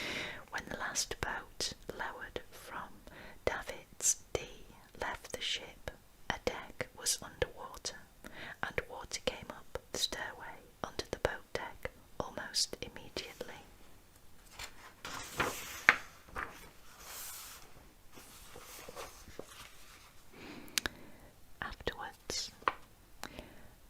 After this, the other port collapsible B, which had been stowed on the officer's house, was uncovered. The lashings got adrift, and she was swung round over the edge of the combings of the deckhouse onto the boat deck. Very shortly afterwards, the vessel, according to Mr. Lightoller's account, seemed to take a dive, and he just walked into the water. When he came to the surface, all the funnels were above the water. Her stern was gradually rising out of the water, and the propellers were clear of the water. The ship did not break in two, and she did eventually attain the perpendicular. When the second funnel from aft about reached the water, there were no lights burning then, though they kept alight practically until the last, before reaching the perpendicular, when, at an angle of 50 or 60 degrees, there was a rumbling sound which may be attributed to the boilers leaving their beds and crashing down onto or through the bulkheads. She became more perpendicular, and finally absolutely perpendicular when she went slowly down. After sinking as far as the after part of the boat deck, she went down more quickly. The ship disappeared at 2:20 a.m. Observations. I am advised that the Titanic, as constructed, could not have remained afloat long with such damage as she received.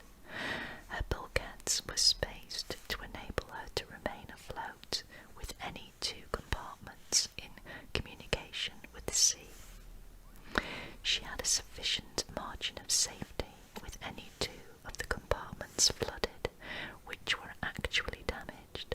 In fact, any three of the four forward compartments could have been flooded by the damage received without sinking the ship to the top of her bulkheads. Even if the four forward compartments had been flooded, the water would not have got into any of the compartments abaft of them, though it would have been above the top of some of the forward bulkheads. But the ship, even with these four compartments flooded, would have remained afloat. But she could not remain afloat with the four forward compartments and the forward boiler room, number 6, also flooded. The flooding of these 5 compartments alone would have sunk the ship sufficiently deeply to have caused the water to rise above the bulkhead at the after end of the forward boiler room, number 6, and to flow over into the next boiler room, number 5, and to fill it up until in turn its after bulkhead would be overwhelmed, and the water would therefore flow over and fill number 4 boiler room, and so on in succession to the other boiler rooms till the ship would ultimately fill and sink. It has been shown that water came into the 5 forward compartments to a height of about 14 feet above the keel in the first 10 minutes. This was at a rate of inflow with which the ship's pumps could not possibly have coped, so that the damage done to these 5 compartments alone inevitably sealed the doom of the ship. The damage done in the boiler rooms number 5 and 4 was too slight to have hastened appreciably the sinking of the ship, for it was given in evidence that no considerable amount of water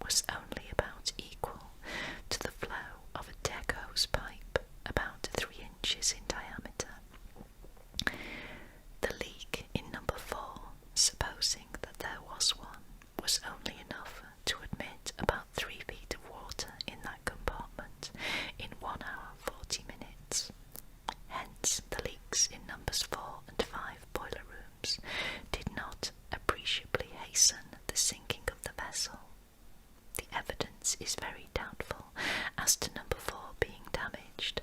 The pumps were being worked in number 5 soon after the collision. The 10-inch leather special suction pipe, which was carried from aft, is more likely to have been carried for use in number 5 than number 4, because the doors were ordered to be opened probably soon after the collision, when water was known to be coming into number 5. There is no evidence that the pumps were being worked in number 4. The only evidence possibly favourable to the view that the pipe was required for number 4 and not for number 5 is that Scott, a greaser, says that he saw engineers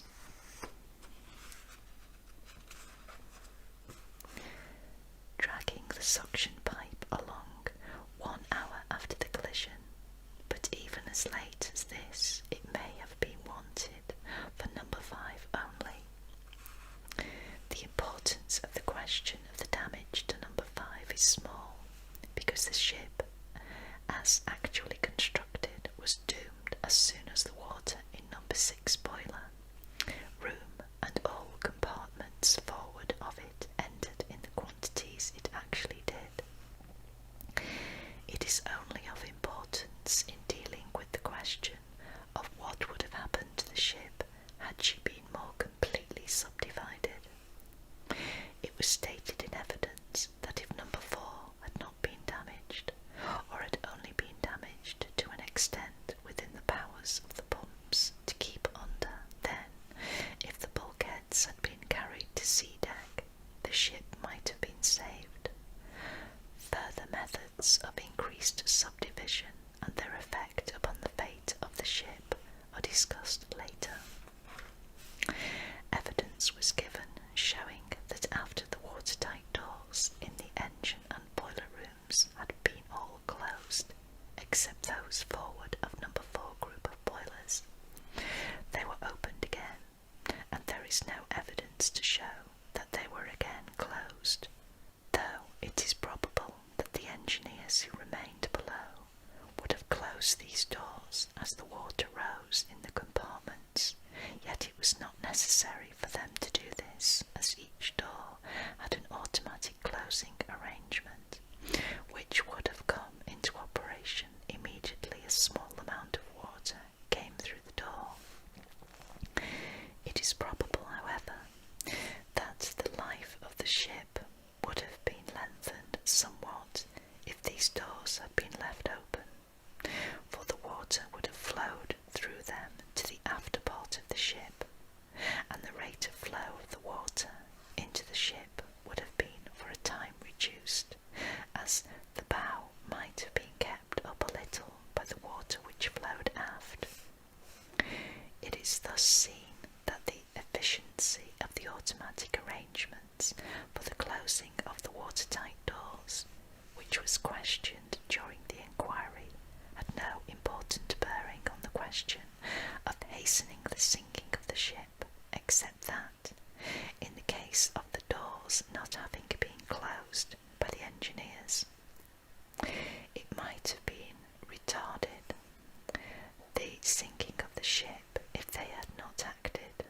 The engineers would not have prevented the doors from closing unless they had been convinced that the ship was doomed. There is no evidence that they did prevent the doors from closing. The engineers were applying the pumps when Barrett, leading stoker, left number 5 boiler room, but even if they had succeeded in getting all the pumps in the ship to work, they could not have saved the ship or prolonged her life to any appreciable extent. Okay, so we're going to leave it there, and I hope to continue in the next video. Thank you very much for joining me today. This is Kate at the Library Whispers saying I shall see you very soon. Bye bye for now.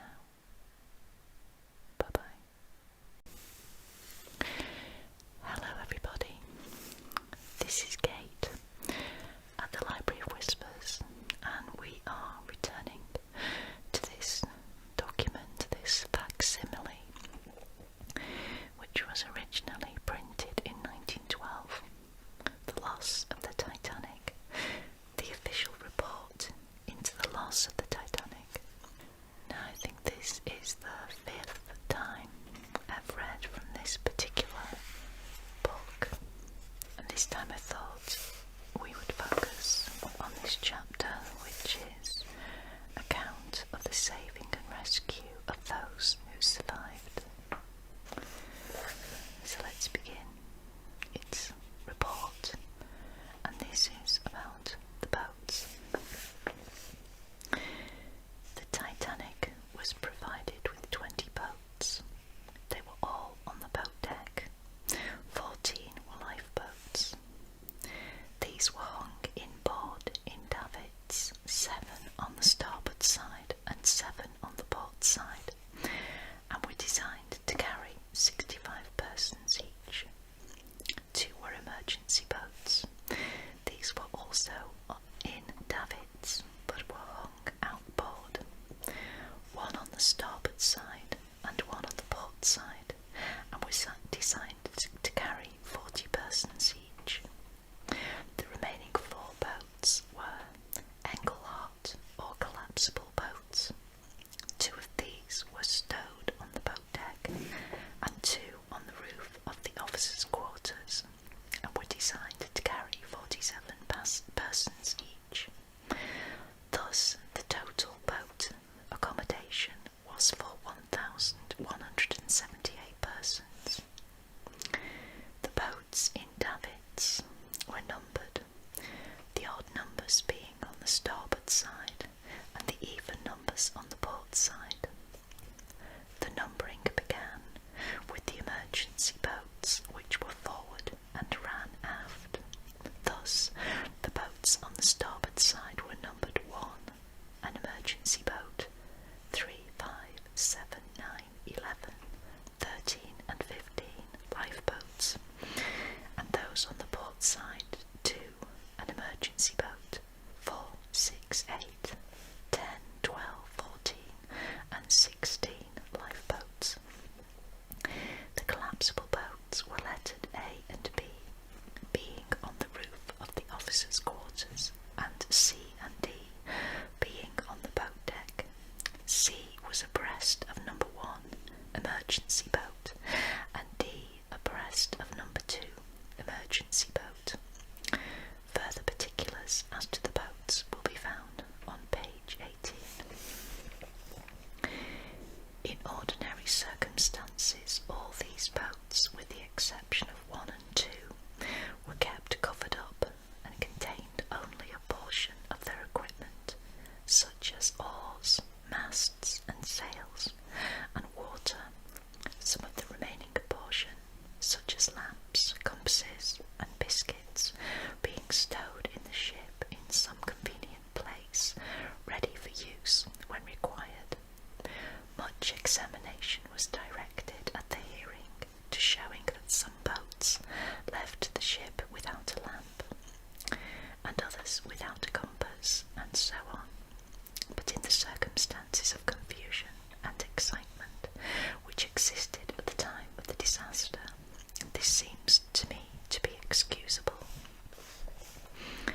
Each member of the crew had a boat assigned to him in printed lists, which were posted up in convenient places for the men to see, but it appeared that in some cases the men had not looked at these lists and did not know their respective boats. There had been no proper boat drill nor a boat muster. It was explained that great difficulty frequently exists in getting firemen to take part in a boat drill. They regard it as no part of their work. There seem to be no statutory requirements as to boat drills or musters, although there is a provision, Section 9 of the Merchant Shipping Act of 1906, that when a boat drill does take place, the master of the vessel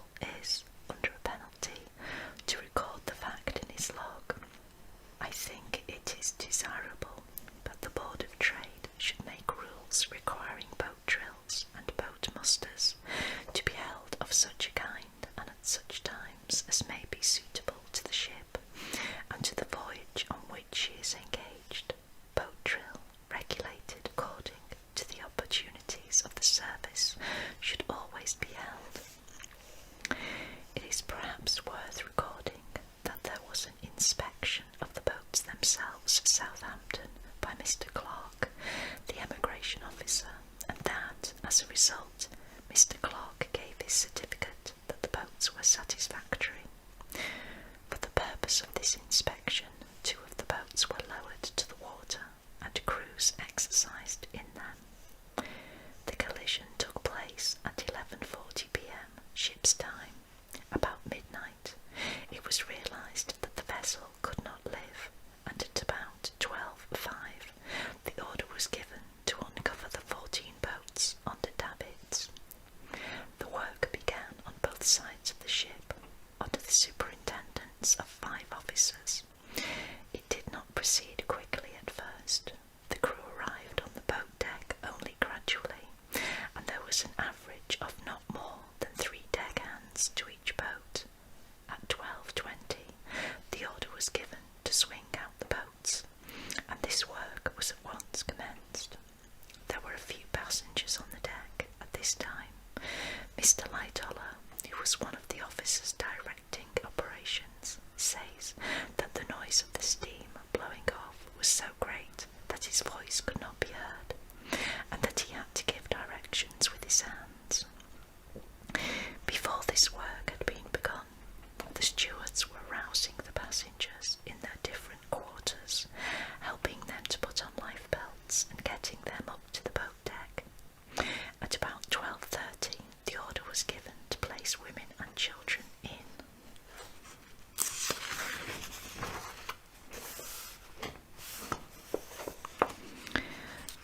The boats.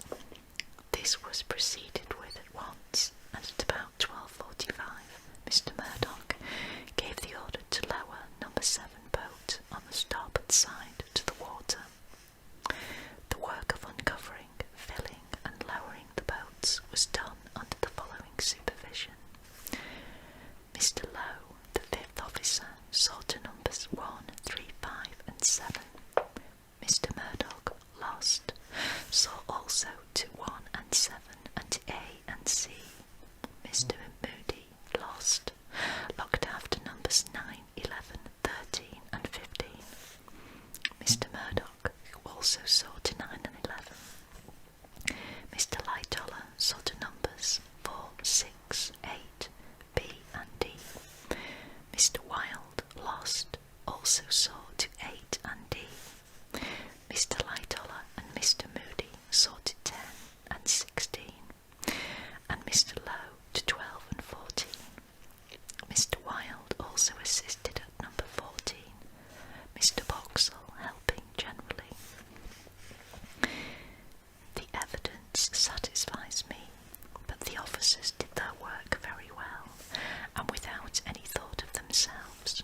Captain Smith, the master, Mr. Wilde, the chief officer, Mr. Murdoch, the 1st officer, and Mr. Moody, the 6th officer, all went down with the ship while performing their duties.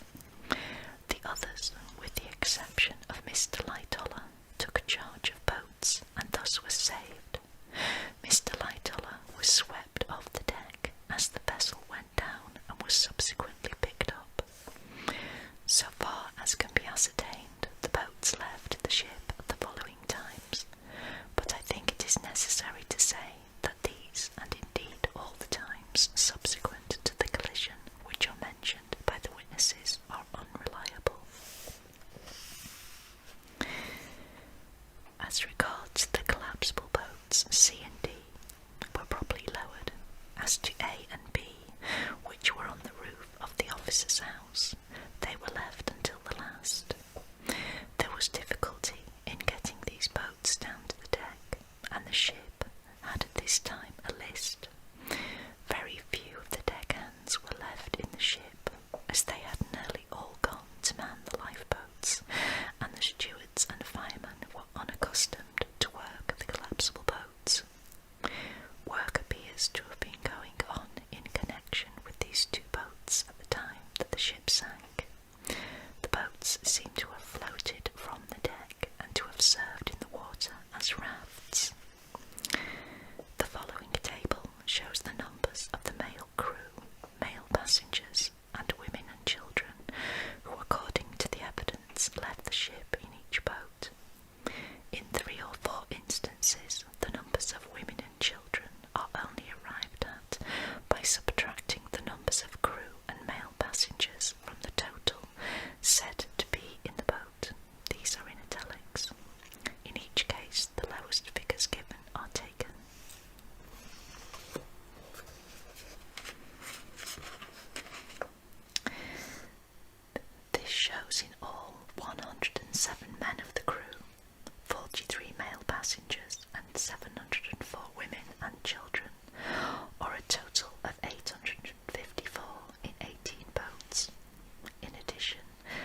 60 persons, 2 of whom were women, were said to have been transferred subsequently from A and B collapsible boats to other boats, or rescued from the water, making a total of 914 who escaped with their lives. It is obvious that these figures are quite unreliable, for only 712 were in fact saved by the Carpathia, the steamer which came to the rescue at about 4 a.m, and all the boats were accounted for. Another remarkable discrepancy is that of the 712 saved, 189 were in fact men of the crew, 129 were male passengers, and 394 were women and children. In other words, the real proportion of women to men saved was much less than the proportion appearing in the evidence from the boats. Allowing for these subsequently picked up, of the 712 persons saved, only 652 can have left the Titanic in boats, or an average of about 36 per boat. There was a tendency in the evidence to exaggerate the numbers in each boat, to exaggerate the proportion of women to men, and to diminish the number of crew. I do not attribute this to any wish on the part of the witnesses to mislead the court, but to a natural desire to make the best case for themselves and their ship. The seamen who gave evidence were too frequently encouraged, when under examination in the witness box, to understate the number of crew in the boats. The number of crew actually saved was 189, giving an average of 10 per boat. And if from this figure, the 58 men of the 60 persons above mentioned, be deducted, the average number of crew leaving the ship in the boats must still have been at least 7. The probability, however, is that many of the 60 picked up were passengers. The discipline, both among passengers and crew, during the lowering of the boats was good, but the organisation should have been better, and if it had been, it is possible that more lives would have been saved. The real difficulty in dealing with the question of the boats is to find the explanation of so many of them leaving the ship with comparatively few persons in them. Number 1 certainly left with only 12. This was an emergency boat with a carrying capacity of 40. Number 7 left with only 27, and number 6 with only 28. These were lifeboats with a carrying capacity of 65 each, and several of the others, according to the evidence and certainly according to the truth, must have left only partly filled.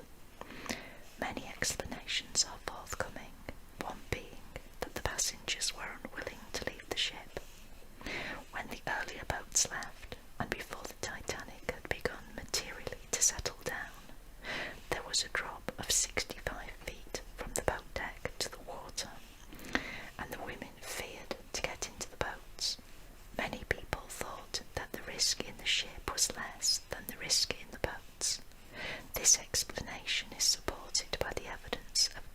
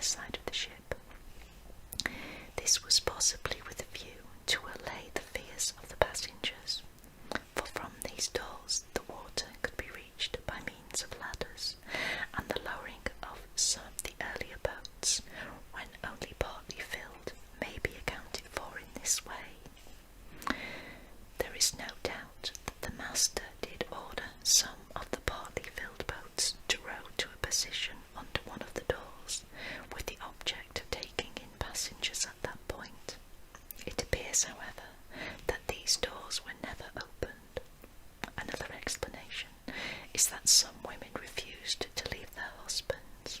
It is said further that the officers engaged in putting the people into the boats feared that the boats might buckle if they were filled, but this proved to be an unfounded apprehension, for one or more boats were completely filled and then successfully lowered to the water. At 12:35, the message from the Carpathia was received, announcing that she was making for the Titanic. This probably became known, and may have tended to make the passengers still more unwilling to leave the ship, and the lights of a ship, the Californian, which was seen by many, may have encouraged the passengers to hope that assistance was at hand. These explanations are perhaps sufficient to account for so many of the lifeboats leaving without a full boat load, but I think, nevertheless, that if the boats had been kept a little longer before being lowered, or if the after gangway doors had been opened, more passengers might have been induced to enter the boats, and if women could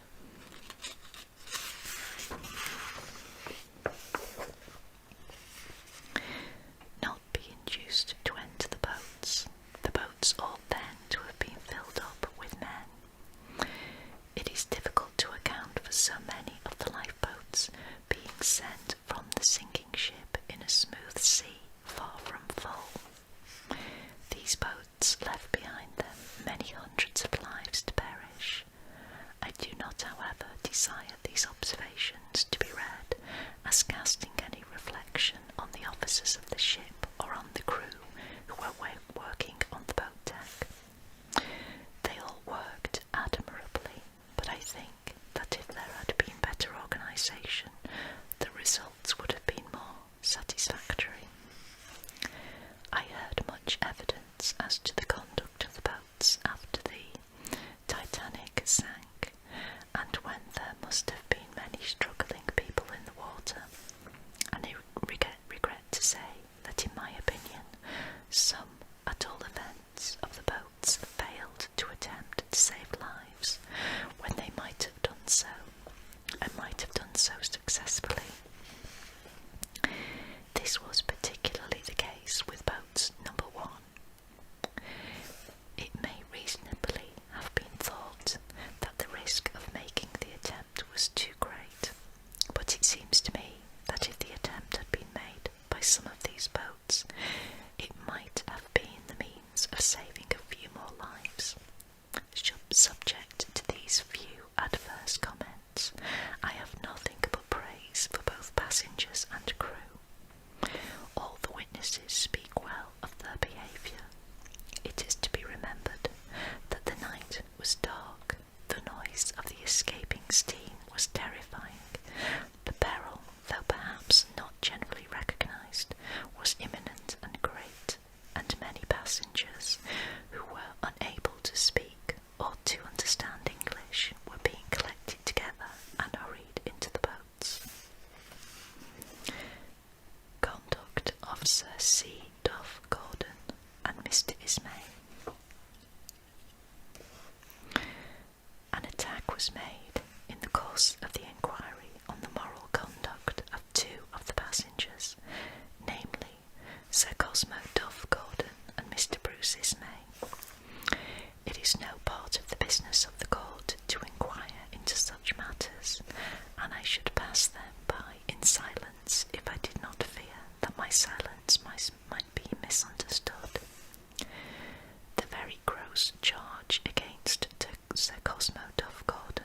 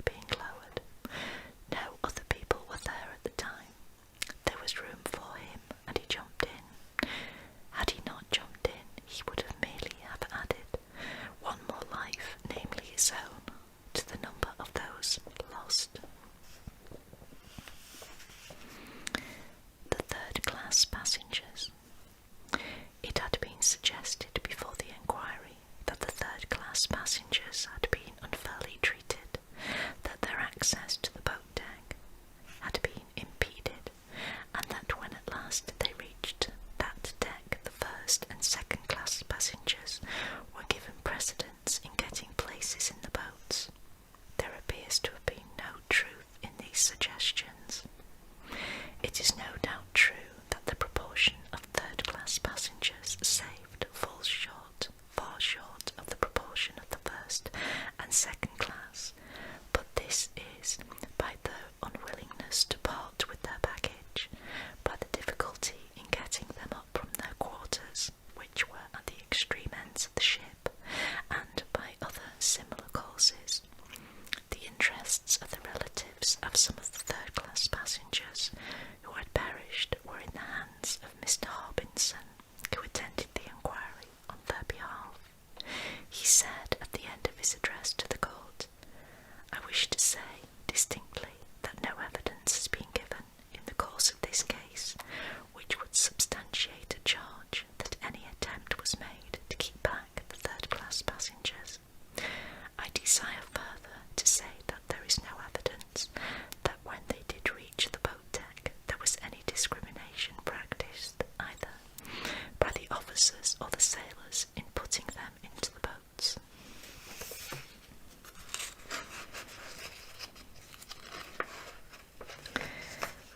I am satisfied that the explanation of the excessive proportion of third-class passengers lost is not to be found in the suggestion that the third-class passengers were in